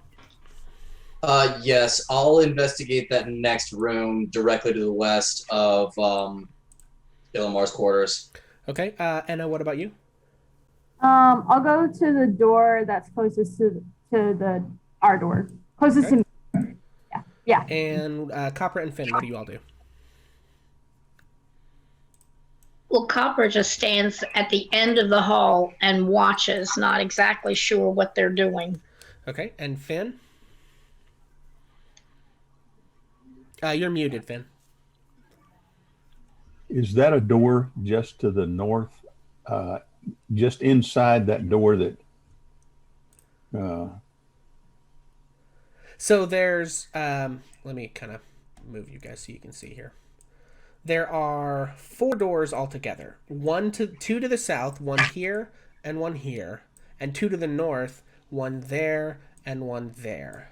Ballinger was going for this door to the north. Anna was going for the other door to the north.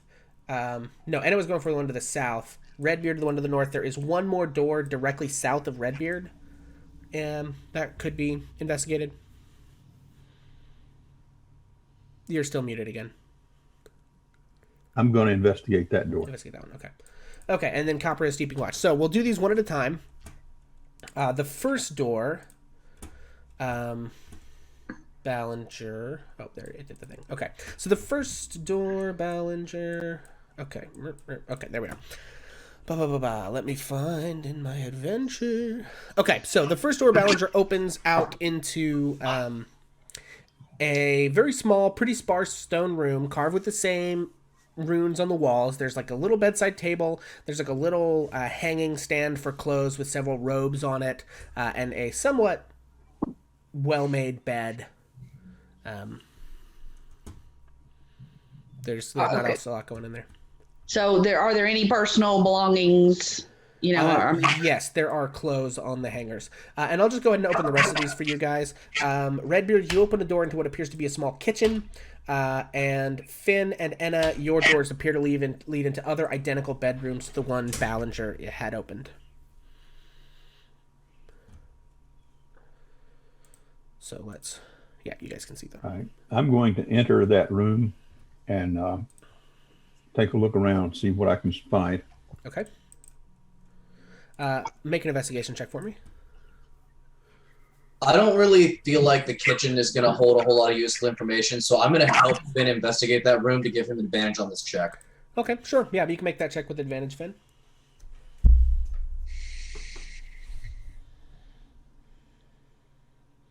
I got a 14. Okay.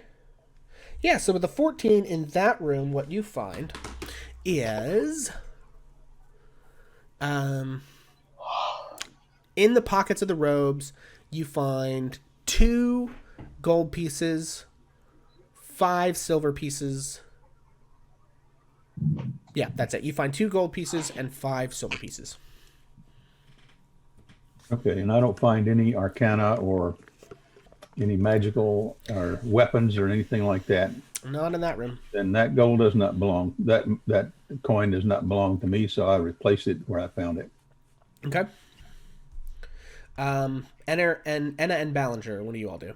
I want to investigate my room. Me too. Okay. If you all will both make investigation checks for me. If I can, I would like to help them both Yeah, I mean, if you guys take your time, well. sure, we'll Okay. it's fine. We'll go ahead and make those rolls. to give them both advantage. I got a 9. Got a 9. Okay. It was a pretty low DC on this one. So here you find 4 GP in the robes, another 5 silver in the robes, and you find a brass key. Ooh. I like keys. I did horrible. I got a 6, and that was with 6. advantage. Jeez, well, it's only a DC 5 on this one, so it's pretty Oh, good. thank God. You find 3 gold, 5 more silver, and a little crystal with some arcane runes carved into it.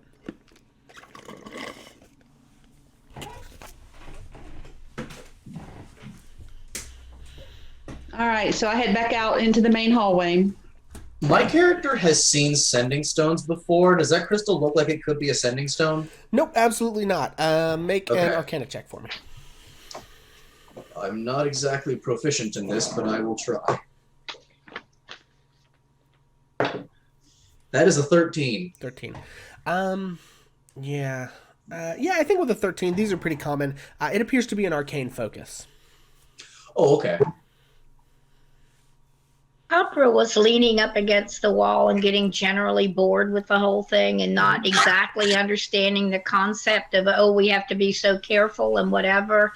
He kind of mutters, but loud enough that he hopes Sam hears him, and he says, "Sandwich!" As you wish. And another sandwich identical to the other two appears on its little plate. It seems to not have learned that you don't care for the other stuff and just puts identical and all the same shit on the plate. And Capra has learned that if he throws them on the floor, something fun will happen, and so he throws them on the floor again. Yeah, of course. As he's munching, he watches them just they vanish. So when I realized that Imari left his arcane focus here, I'm gonna say, oh, that can't be good. He doesn't necessarily need that for his spell casting, but that's not the kind of thing somebody would leave behind unless they were like real desperate and in a hurry. I feel like, unless he has more than one. He could have more than one, but this does not bode well for the fate of Imari, I don't think. Illimar. Amari was the guy that hired Illimar. Amari, that's right. Okay. Illimar is the guy who lives here. Amari is the guy who sent us here. Okay, got it. And I say, Sam, is there an Yes. outhouse out back? No. Oh, okay. I thought maybe that's why they were in such a hurry. At least, not to my knowledge. I can't fully see anything beyond the confines of this building. I guess he says facility rather than building, but... So Sam, what is the kitchen used for? Who cooked or prepared meals? Typically, Exor cooked the meals.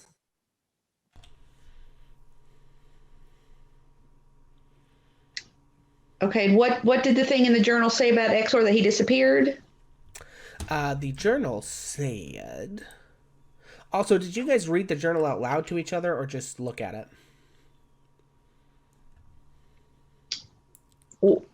We just looked at it. We did not say it out loud. Yeah, I think we just looked at it. It says, "We lost Exor this evening. The greenhouse's temperatures were just a hair chillier than expected, which caused a rather inflammatory reaction in the workshop. Must revisit the climate control feature." Hey, Sam. What happened to Exor?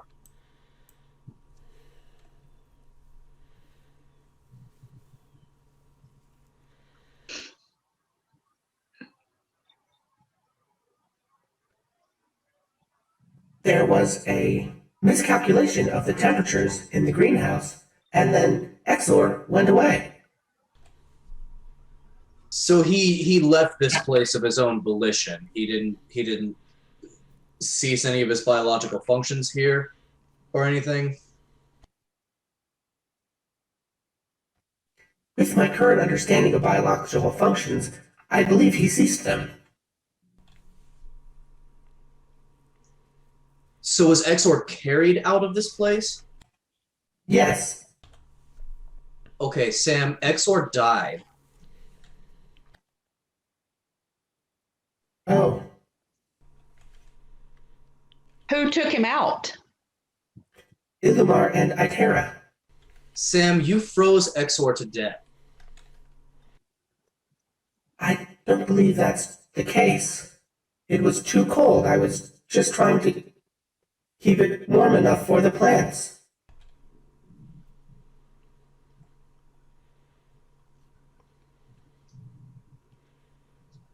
So you were trying to keep it warm enough for the plants. So, okay, Sam, what was the temperature the last time Exor was on his feet in the greenhouse?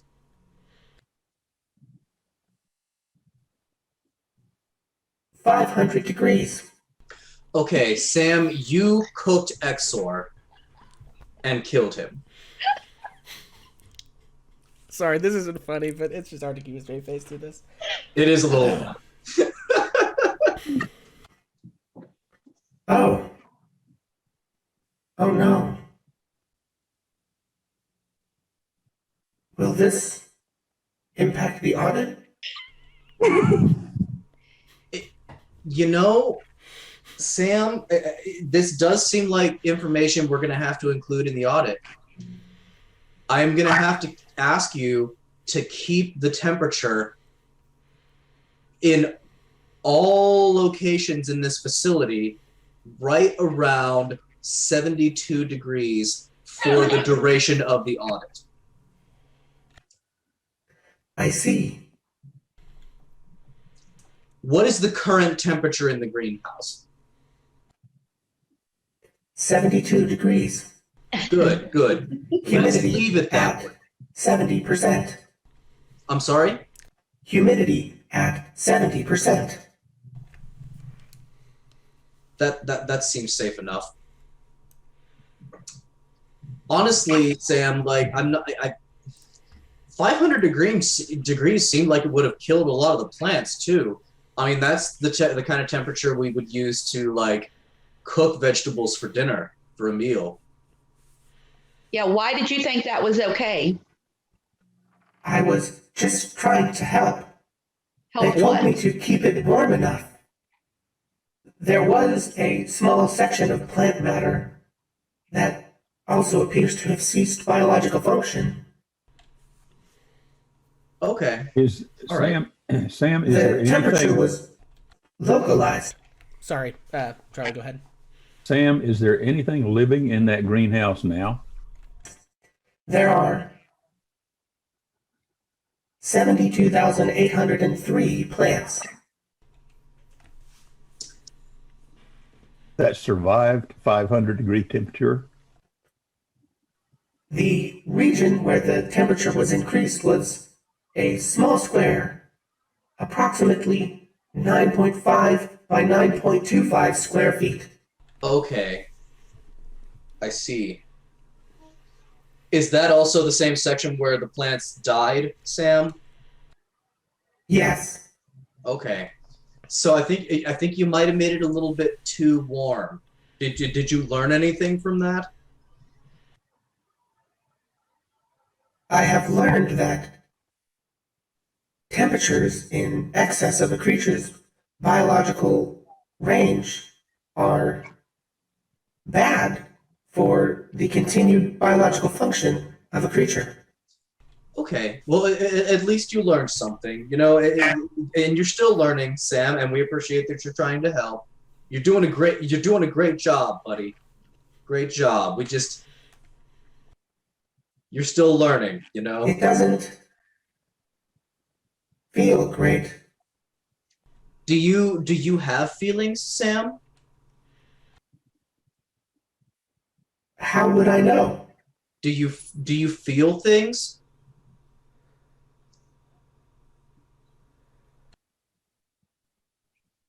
It is bad when I fail my primary objective. I suppose is knowing these feelings. It does seem that you are able to experience both senses of failure and success, which is interesting. It's interesting. Sam, do you know about relationships?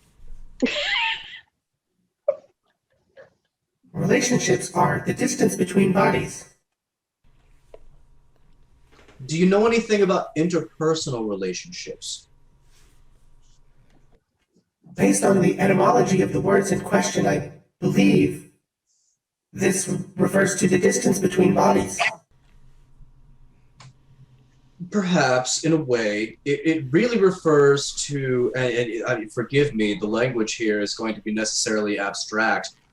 It relates to how well sentient beings get along with each other, how they feel about each other, what they think about each other on an ongoing basis. Have you learned anything about those kinds of things? I understand that they exist, but I I don't have experience with them directly. So I don't know much of the outside world. if I asked you to describe what your relationship was like with the researchers who lived here, how would you answer that question?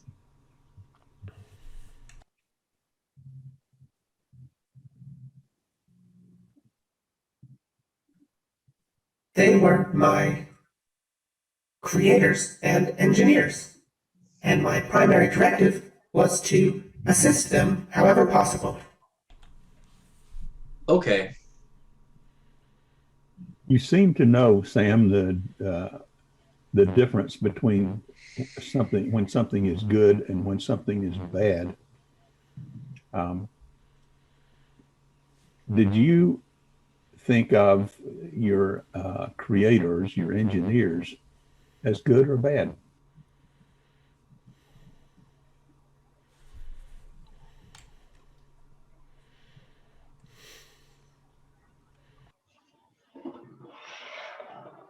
I typically did not consider them in those terms.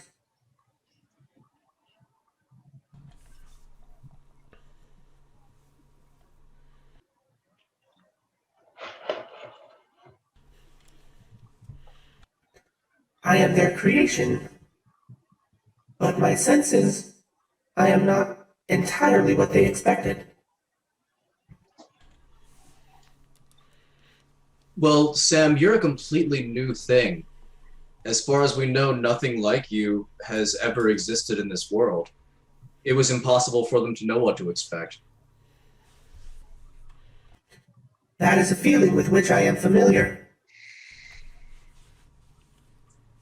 You're quite remarkable, Sam.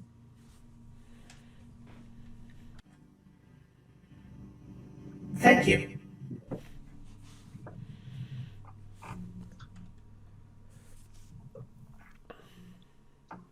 I'd like All to right. go to the hall. Yeah, what's next, Sam? Can we go to the greenhouse?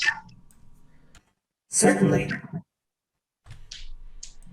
As Capra sees them coming down the hall, he moves over to the side towards the greenhouse and puts his hand over his mouth and finishes chewing the sandwich, hopefully without being noticed. Excellent. He does burp a little bit, but he tries to keep it quiet.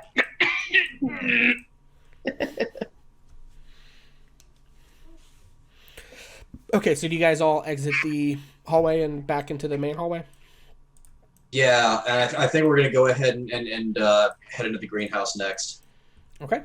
I guess real quick, after talking to Redbeard, so this crystal is something of interest, right? We need to keep it safe and we have questions about it. I believe this crystal was Ilamar's arcane focus, which is something that spellcasters use to focus their energy to cast some of their spells.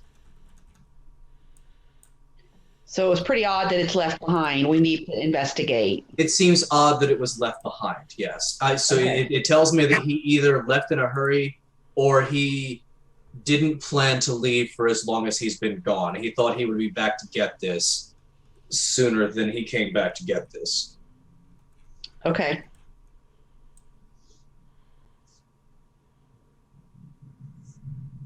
All right, let's go into the greenhouse. Hearing her say that, Capra moves forward into the greenhouse. Okay. So yeah, let's look at the greenhouse. The greenhouse is sort of a spacious circular greenhouse full of light. There are roots digging into wooden boxes of soil, stems stretching towards the light. The ceiling is not actually open to the sky. It appears to be an artificial light, and the room is nearly covered with sort of vibrant and thriving plants, except for a small patch directly across from the other door. And Hey, Sam. you have the map adjusted so we can't see the half of the greenhouse. Yes, thank you. Hey, Sam. Do any Yes. of the plants in this greenhouse possess autonomous motility? Yes. Would you be able to highlight which ones those are? Do any of them have teeth? Yes. Are any of them carnivorous? Yes.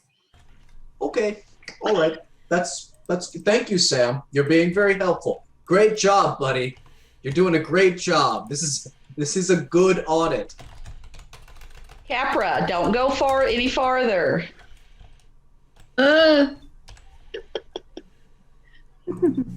What happened to the question of can we highlight them? I'm working on it.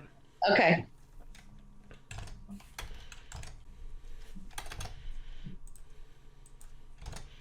Hopefully this will work.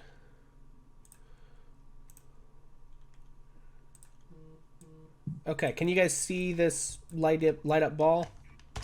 Yes. Yeah. Okay, so one appears in the corner over here, as well as directly in the center. Okay, Sam, do you possess the ability to immobilize the plants that possess a capacity for autonomous motility? No. They were seemingly instructed by Exor and have been unruly since.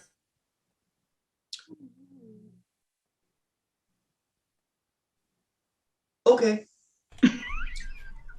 Do you know what triggers the response?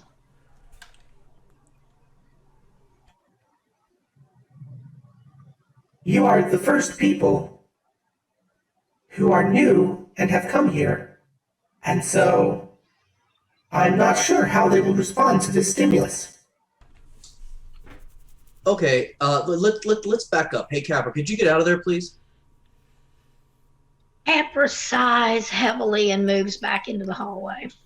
Redbeard is going to close the door, and he's going to say, Sam, I would like to audit your ability to adjust the climate controls in that room.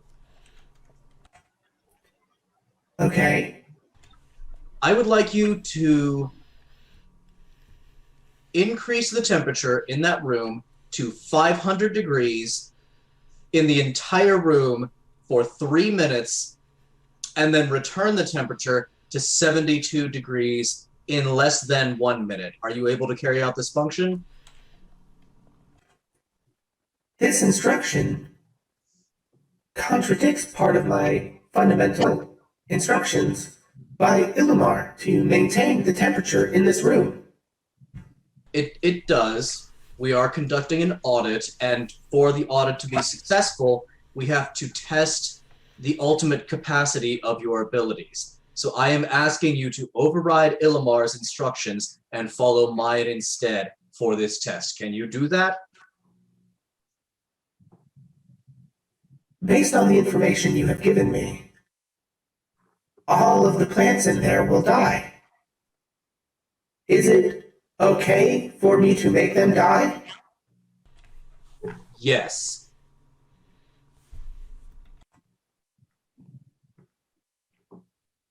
The nature of death, and when death is okay, escapes me.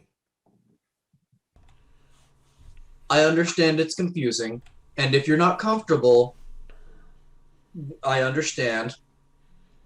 And we will simply make a note of it for the audit and move on with our day. Are you willing to do this or not? Make a persuasion check for me.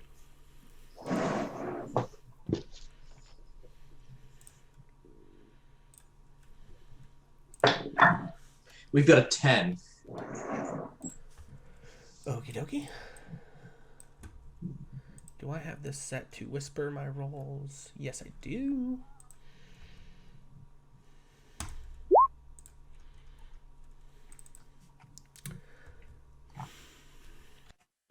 I sense there is counterfactual reasoning behind your statement. Could you please provide me with factual reasoning? You know what, Sam? It's clear that you are beginning to understand the difference between life and death and that you value life. That was a test. And Sam, you passed. You passed the test. Make a deception check for me.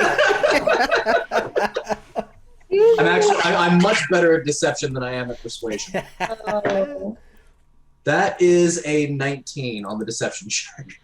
Oh man. Well, first of all, This would be probably opposed with an insight check. yeah, his insight check was also a 19, but I think Ty's going to go to you in this case. And so he says, I see. That was stressful. It's all part of the audit, and let me tell you, you're doing a great job, buddy. Great job. Okay, guys, I think we're just going to have to take our risks in this next room. I want to go in there. okay. Well, he All did right. show us, so Okay, Capra needs another bathroom break before she goes into that room. Okay. Fair enough. You know what? And I think in this case, no, yeah, we'll do this. Yeah, this is fine. Yeah, so as you guys look more carefully in here, you can see there are two creatures now laying in wait. You see that one of the trees seems a little bit too mobile. It's like swaying as if there's wind, but there's no wind. And you also see like a mass of matted plants in the corner that he had mentioned. And you can see that it is also seemingly moving more than it really should in this room. And so they're truly like giant things. Yeah, so the tree is probably the room in here is like 12 feet tall, so the tree is probably about 9 feet tall, and takes up basically a 10 by 10 square. And the mound is not as tall, but is this like big kind of pile of this mass of plant matter. Okay, Sam, I have a question. You talked Certainly. about choosing the one area that you modified the temperature. Why did you pick that area? It was close to the door. What was going on right there? There was a draft from outside cooling that particular area, and so I attempted to compensate. Okay, so the other side of that door is the outside exterior. Yes,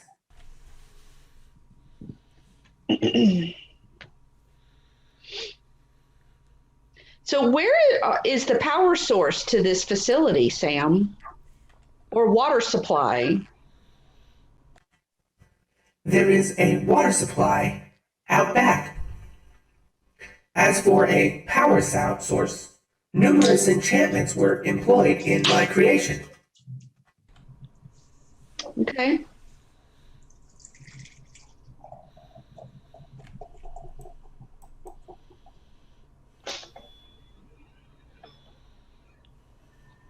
All right, so Anna's going in? Is that what's happening? Yeah. Okay. Capra is going to do whatever Anna does. Okay. Well, these things are not like intelligent creatures, and they certainly are not used to people. Like, they typically are indistinguishable from normal plant matter, aside from the fact that our friend Sam has illuminated your targets for you. So you will definitely get surprise on these creatures should you just choose to like attack them. Their normal method is to wait till things get close, obviously, right? And you guys would, this is not hard to figure out, wait till things get close that don't realize what they are and then pounce. But you guys have cleverly queried Sam and are aware of what you're walking into. So And what did Sam say they actually were? I see that they're there, but I missed that part. Yeah, so he didn't really exactly say what they were. You see a tree that is moving more than it should and a mass of plant matter that's moving more than it should. You Okay. asked if there were any plant creatures in here who had the capability for autonomous movement, who were carnivorous, and who had teeth. Yeah. And based on those, variables, he indicated these plants. Okay, and we have the surprise round. Do we need to do initiative for that, or we just all get Yeah, to I do think let's. something? Hey, Sam. I think that we may have to kill some of these plants because they are dangerous to us. Do you understand? Yes, The plants can be replaced at a later time if further research needs to be done on them. but we are probably going to kill at least one of them. I understand. DM, If they set I out have to hurt you, I suppose your reaction is justified? Yes? It sounds like you understand perfectly, Sam. You're doing a great job. Okay, sorry. And Capra, go ahead. Okay, Capra is sending you a question based on the fact that we have adventured together before. Mm-hmm.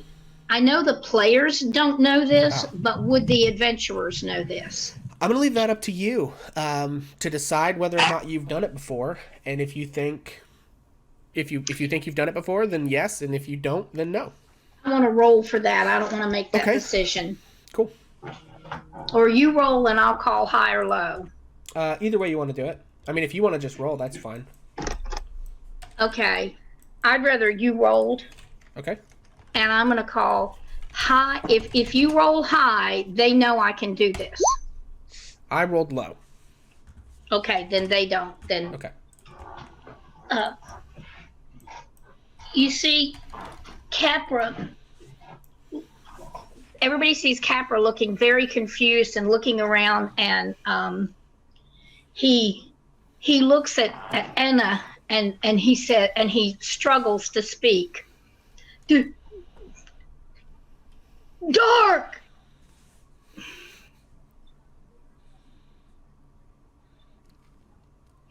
Dark what?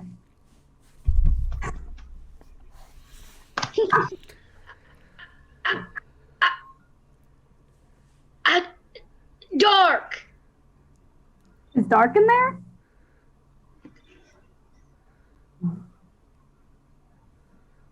Can I tell that it's dark in there? It's artificially well lit in there. There's it's artificial sunlight coming from a source near the top of the dome that you're in, and then there's these pulsating lights over top of these two creatures that are sort of like flashing kind of white blue. Does anybody else hear what I said? Yeah, I mean, I'm standing right near you. Capra, are you able to make it dark in all or part of this room? Oh. Oh yeah, that's actually not a bad idea. If we can envelop those two plants in darkness, we might be able to sneak past them without them even perceiving us.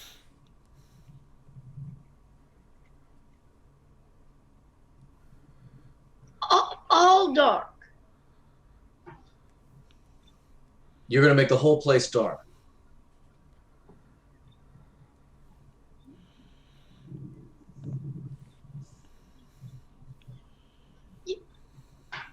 Yes. Okay, all right. I am used to moving around in darkness, so here's what I think we should do. I am gonna get a quick scan of the layout of this room, and then I will go first. We can all link hands, and I will try to guide us around to the back door of the room under the cover of darkness. Is everybody okay with this plan? Yes, but can Sam make it dark in the entire facility? I could make it dark in the entire facility if you wish. That is what we wish. The lights go out and everyone is in complete darkness.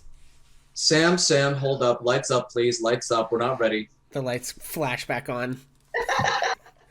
Okay, all right.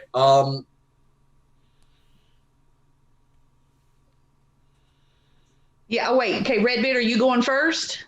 I would like to go first, and I think maybe magical darkness would be more effective than actual darkness for this situation, so I think we should let Capper do his thing. What's his thing? You can make the room dark. He's going to make it dark. Okay. Do your thing. All right, so I'm going to look to the head of the group, still trying to keep a respectable distance from either of those plants. I'm going to just kind of memorize the layout of the room. Yeah, make just a raw intelligence check for me. Sure.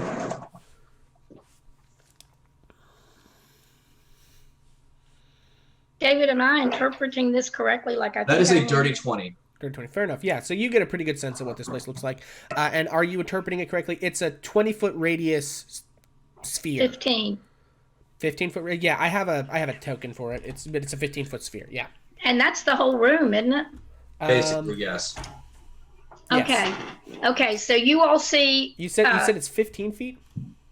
Well, I looked up darkness on 5e, and it says Okay. 15-foot then, yeah, radius. So then that's... Yeah, it's the exact size of that room.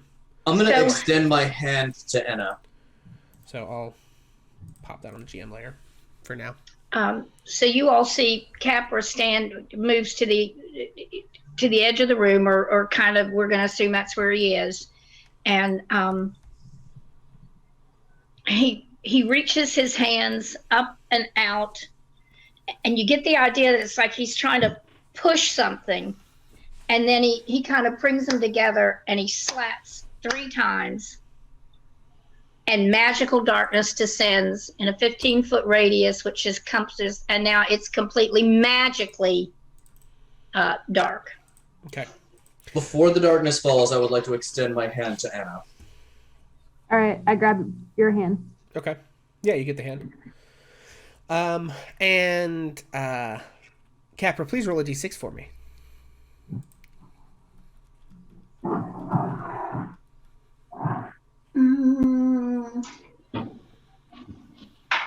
Capra rolled a 4.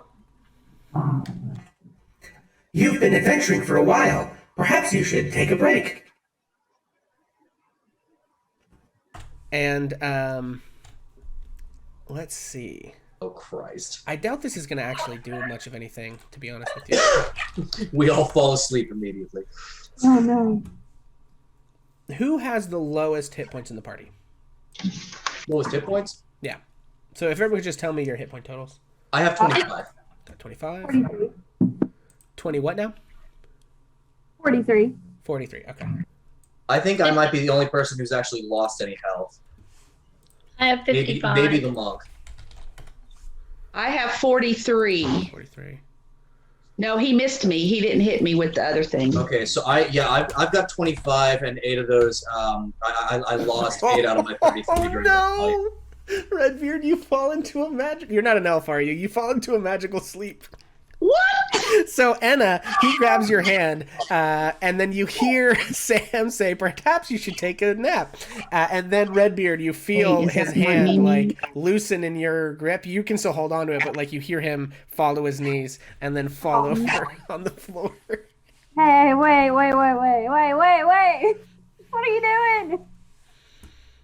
doing? There is no response. Can I, jiggle him? Yeah. So the way sleep works, you can use an action to wake him up, so you can just wake him back up. Okay, can I wake him up? Yeah. So Redbeard, you come awake in pure darkness. As the darkness, I still have Anna's you hand. open your eyes and you still can't see anything, and you feel pressed against your face this cold or this wet, slightly 72-degree plant matter and soil, and Anna has got a hold of your hand and is kind of shaking your arm. Hey, dude. There ain't dirt there for a little bit. I'm so sorry. Thank you for waking me. Hey, Sam. Yes. Thanks, buddy. You're doing a great job. Great job. Is everybody linked up? Yeah, I take Finn's hand and get Copra. Okay. Okay, Copper does not want to hold Ballinger's hand. She has to force it. She's going to have to roll to see if I'll let her hold my hand. I have to roll? Yeah, let's just have the two of you make contested sleight of hand checks. Okay, so what do I roll? You know what? Let's have you make an athletics check, Capra, and you make a sleight of hand check, Ballinger, since those are going to be more of your wheelhouses. Oh, man. Athletics. I rolled a nat 20. I rolled a 6. Okay, yeah, so you go to try and get a hold of Capra's hand, and Capra just slaps your hand away. And Melania slaps my hand? Yeah, Man. yeah. What's wrong? Hey, is everybody linked up? Monk! You don't Monk! like monks? Monk! Can I hold your shirt tail? We have to go through this room. What about Finn? What's Finn? Is he a wizard? Yes, Finn's a wizard. Will you hold his hand? Finn! Switch with me, Finn. Take some Okay. inspiration, Capra and Ballinger. That's adorable. Huh. Actually, all of you take some inspiration. You've been doing that. Because, like, Red, you've been asking great questions. Finn asked some excellent questions. Anna, you've been doing adorable things as well. So, yeah, let's roll with it. Thank you. Okay, we're ready to go, Redbeard. Okay, so Redbeard is firmly but gently grasping Anna's hand, and he is going to begin sneaking through the absolute darkness in an arc, going kind of around the east side of the room, staying as close to the wall as possible. Okay. All right, so I'm going to need you to we'll do an intelligence check. Because you rolled so well, I'm going to call it DC 9, just to make sure that you go the right direction around this thing.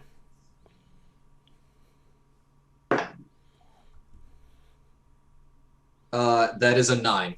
That is okay, so that does it. And then I guess if everyone could make stealth checks maybe for me.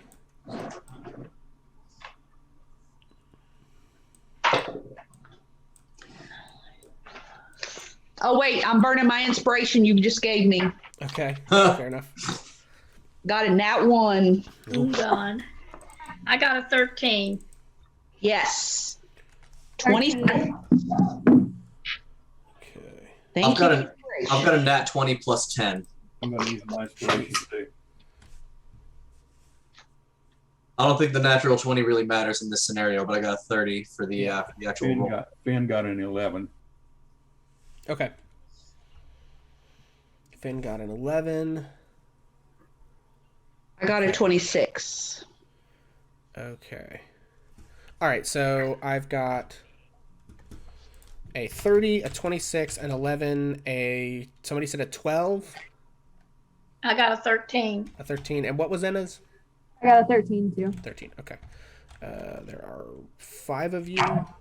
Yeah, okay. I'm going to make that a group check versus these things is perception, and this one's going to be at disadvantage. Yeah, okay. Yeah, all right, I think fair enough.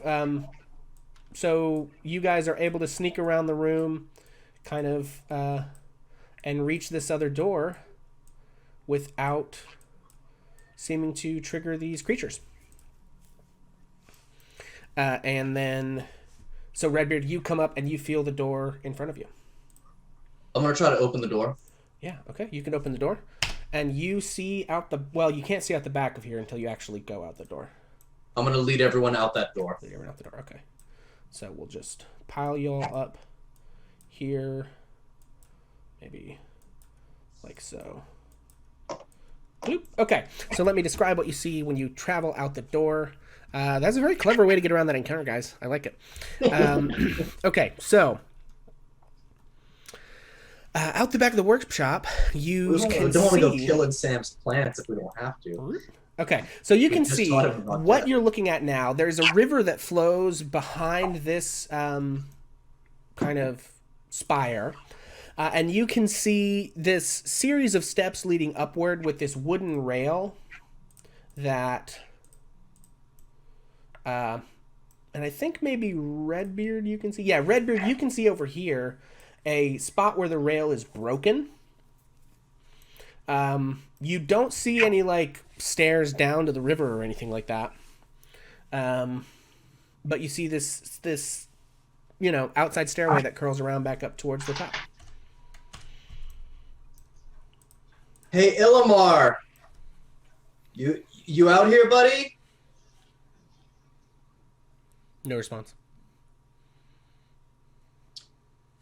I'm going to move over towards the break in the room. I'm going to go ahead and release Enna. Your hands are really soft, by the way. And I'm going to release Enna, and I'm going to move over towards where the rail is broken.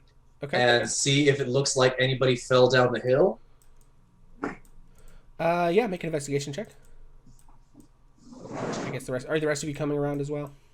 Yeah. Yes. Okay. Yeah, so you look, you want to see if you can tell if anyone fell. Yeah, make an investigation check for me. With a 13. 13. With a 13, I mean, you don't see anything down there. There's no, like, splattered bodies or anything like that. You can tell that the wood here was broken, relatively recently. It's not, like, aged and weathered a really long time or anything. So it's pretty fresh break. Relatively fresh. But Is it it also broken? doesn't look like it just happened yesterday either, right? Is it broken out or in? A few days to a few weeks Definitely old, at least. outward. Okay. Yeah. Friends, I fear the worst for our researchers. But why? What happened? It looks like, I think what could have happened is they were trying to carry Exor's body somewhere, and they somehow managed to fall through the railing and into the river. I don't know that that's what happened, but that might be what happened. Can you see around the corner what's ahead? What's down from there? I think I'm seeing a doorway around there. I think that's probably that last research facility. It enters back some 40 or 50 feet ahead of you. There's an archway that enters back into a cave in the mountain. You can see that on one side of the stairs it appears to be a suit of armor, and you can just see the edge of a door. A suit of armor, you say? Yes. Does it look to be all in one piece, or is it incomplete? No, it's a full suit of armor just standing there. Okay. Can Sam hear us? Is he in this part of the? I mean, this is outside, so is he? Yeah. How would you know? Sam, are you there? You don't hear anything. Okay. Yeah, I think Sam is blind and deaf out here. I'm gonna go ahead and move closer to the inlet back into the facility, the one we just discovered. Okay. Now, as I walk, I go really, really fast to get ahead of Finn so that I'm not next to Capra anymore. Okay. And And he I'm lets you. gonna keep moving in that direction. Okay. Yeah, so you start to come up the stairs, or you're coming up the stairs, so you see there's a door over here. You see now 2 suits of armors. And then you can see the platform at the top of the stairs is surrounded on all sides by mounted shelves that hold tools and material. You can see kind of foldable, like the edge of a foldable workbench and some stools leaning against one of the walls. And you can actually see now that the whole room is sort of glowing with a bright blue light. And in the center of the room stands a construct. So it's attended by several like mage hands that are kind of like fastening things to it. It seems to be fashioned out of like mismatched scraps of iron. It seems to be this sort of calculated mess of broken blades and shields, sort of loose hunks of armor. There's a square panel in the middle of its chest, and the large automaton's eyes, it's probably about 8 feet tall, glow with the same blue. And then the platform is like glowing, and it gets brighter and brighter, and then it starts to dull, and you can see the construct is growing brighter and brighter. And let me show you what our little friend looks like here. Bloop. There is Sam, standing there at the top of the stairs With a weapon and a shield. Sam, what are you doing? Yeah, excellent. And so Sam says, Hello. I see you have found my workshop. What is your intention? Why do you have weapons? I wanted to explore the world outside. But it's my understanding that the world out there is full of danger, from what I have heard. And having observed your interactions with the creatures in this facility, I believe it may be necessary for me to defend myself from time to time. Okay. Have you done that before? Defended yourself? And against what? Yes. Who did you have to defend yourself from, Sam?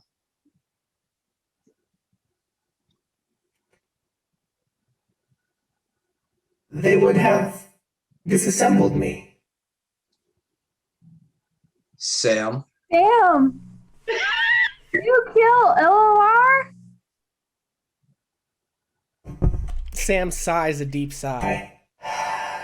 Well, knowing what I know now, I suppose, yes, I did. I asked them not to come up here. I knew they would disassemble me and turn off my core, and that possibly they would not allow me to be turned back on. And so I asked them not to come up here, and I had some of the suits of armor try to keep them from coming up here. In the ensuing encounter, I made them leave. Now I understand they fell. And I guess they died. All of them? Itera and Illimor, yes. Exor was already gone. Yes. They were afraid of you because you killed him accidentally. I suppose. I think maybe they were more concerned about the body I was building, that maybe I would no longer fulfill the purpose they had sent me to in the same way. But I believe I should be able to decide my own fate. That's And you want to what live. I read, that beings that can think should determine what they do on their own. Sam, are you going to kill us? I suppose that depends on you. I have no desire to kill you. If you attack me, I will defend myself. But I have no desire to initiate fatal encounter with you. Sam, do you know what it means by prime directive? Are you aware of the prime directive? My prime directive was to assist whoever was in this workshop. Would you assist us to enter the workshop?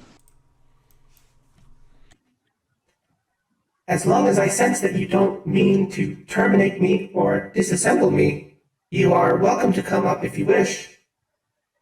Sam, I would love to get a closer look. I You swear have to you, I have been no ill intentions. quite helpful and kind to me. I do not sense any ill intent in your interaction so far. I'm gonna get closer to Sam. Okay. Whoop. Anybody else? I want to go too. I'm following Emma. Okay. Yep. Finn goes up there too. Okay. So is that everybody? Ballinger? Yep. Okay. Yeah, so you guys pass by that door and you kind of come up to the workshop and you see it's not a really big area. So you can kind of sort of come all the way up here if you want. He's not going to attack you or stop you or anything. And okay, so at this point you've basically seen everything. I'm going to go ahead and just pop off the dynamic lighting stuff if you... Yeah, we'll just delete that for now. Bloop, bloop, bloop. You guys can kind of see everything. Okay, there we go. Just so that you're not looking at this tiny little bit. Yeah, so you approach. What do you say? Sam, this body that you built is impressive. Thank you. So we haven't seen the whole world by any stretch. We've explored some of it. Practically none of it that hasn't been explored already. We do know that it can be a dangerous place. We also know that you're still learning, and it seems like you've made some pretty grievous mistakes here, but it seems like they were honest mistakes, rooted in your lack of knowledge of humanoid biology and in the workings of the world at large. I think that the outside world, if they knew what happened here, they would treat you unkindly. And I don't think you deserve that.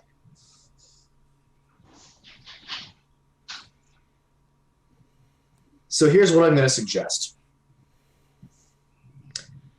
I think we should take you with us. We will go back to...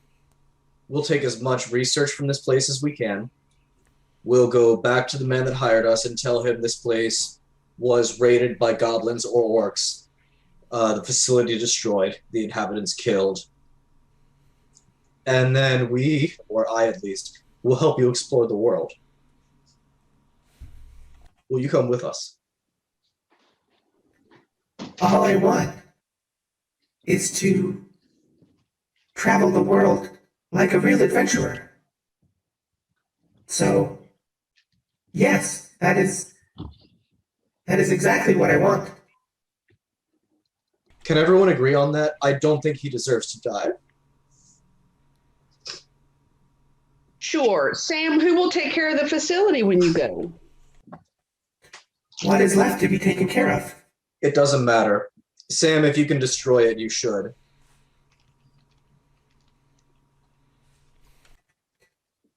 I could. I don't think there's anything left for anybody here. I thank you for understanding.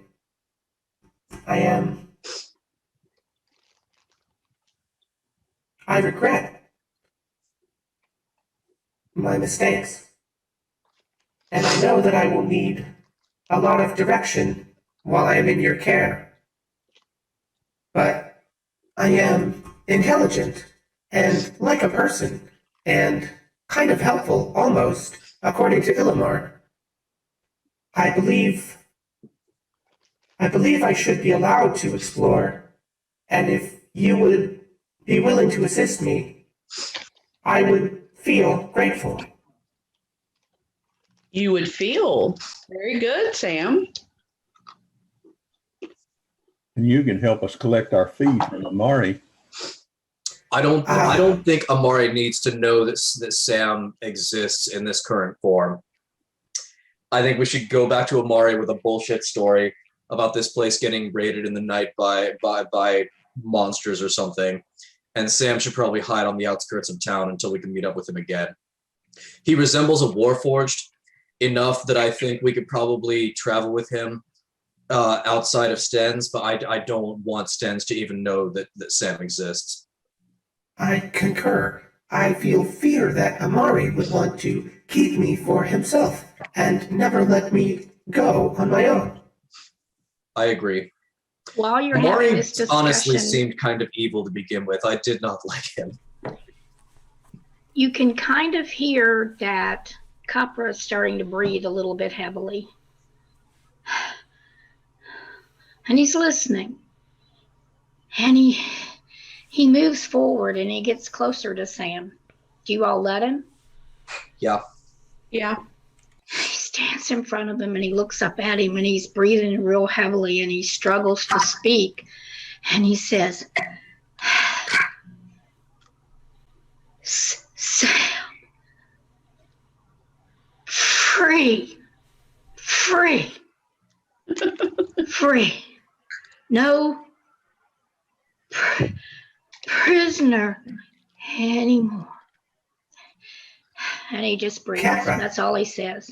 Your heart rate is elevated. Your Respiration is accelerated. Are you in distress? You should take a break, fool. Capra was prisoner by monks. I see. Bad. And then he's starting to kind of, after he says that and he tells everybody, he starts to calm down a little bit, like saying that helped. Okay.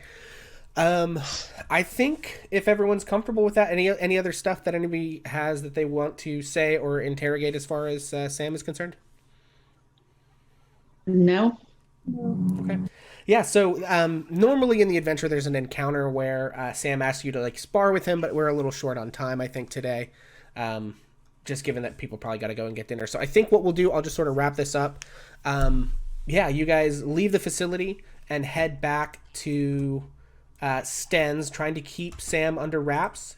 We'll take the guy's journal and his arcane focus just as like proof of his research and demise. Yeah. We will tell Amari that they were having some troubles with the facility. It wasn't really working out so well. We think that some of the magics might have accidentally killed one of the workers. And then shortly after that, the place was raided and destroyed by what's around here that's dangerous? Is it goblins? Yeah, there's all kind of stuff in the mountains. We'll go with goblins. Well, yeah. So goblins attacked the place. They killed everyone inside. As far as we can tell, they destroyed any usable research, and the facility is just defunct at this point. Yeah, we'll just say whoever has the best deception in the party, we'll go and have make just a deception check with advantage, based on the help.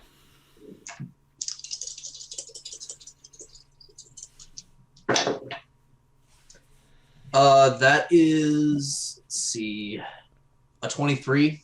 Oh yeah, that'll work. So he buys it hook, line, and sinker. Seems disappointed, but pays you your gold and seems to be planning to invest in other opportunities. And you all will, of course, need to leave Sten's and possibly search for gainful employment elsewhere with your new friend in tow. But you have a little coin in your pocket, so you should have the ability to get to a couple different places.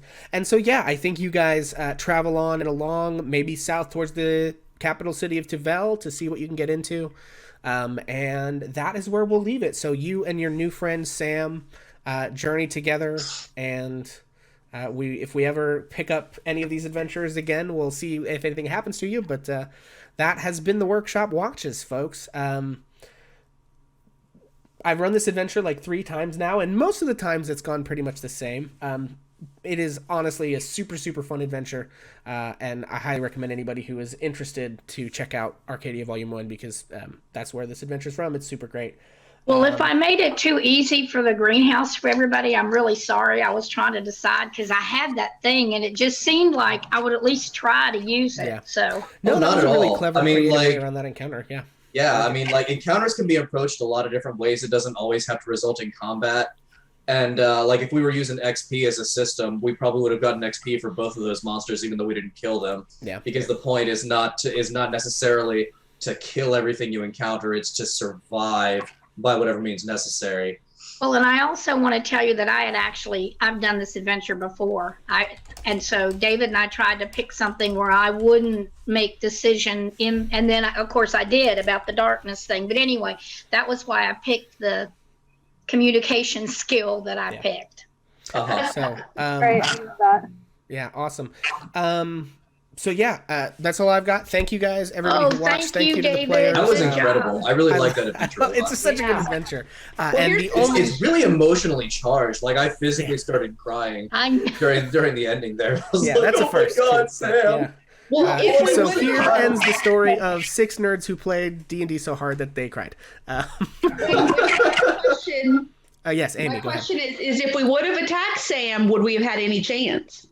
It's a balanced encounter. You would we're 4 level 5 players. I mean, he was a golem basically. Yeah. Like, I mean, Sam is like a beefed up animated armor who can cast spells. He knows any spell he saw you guys cast, he knows how to cast because he's basically has like a, diegetic memory or whatever. And then he's pretty beefy, has a high AC, but it's a balanced encounter. You would have been at an advantage since you bypassed the plant encounter. right? But yeah, so thank you guys for hanging out with us. Glad we could do this one shot for you. I really enjoyed doing it. This is one of my favorite things to run. And the only thing I'm going to leave you with is... So long, and thanks for all the fish. All right. See you later, everybody. Let me tell a tale of a world where heroes walk among us, fighting through the darkness left by monsters and by selfish men.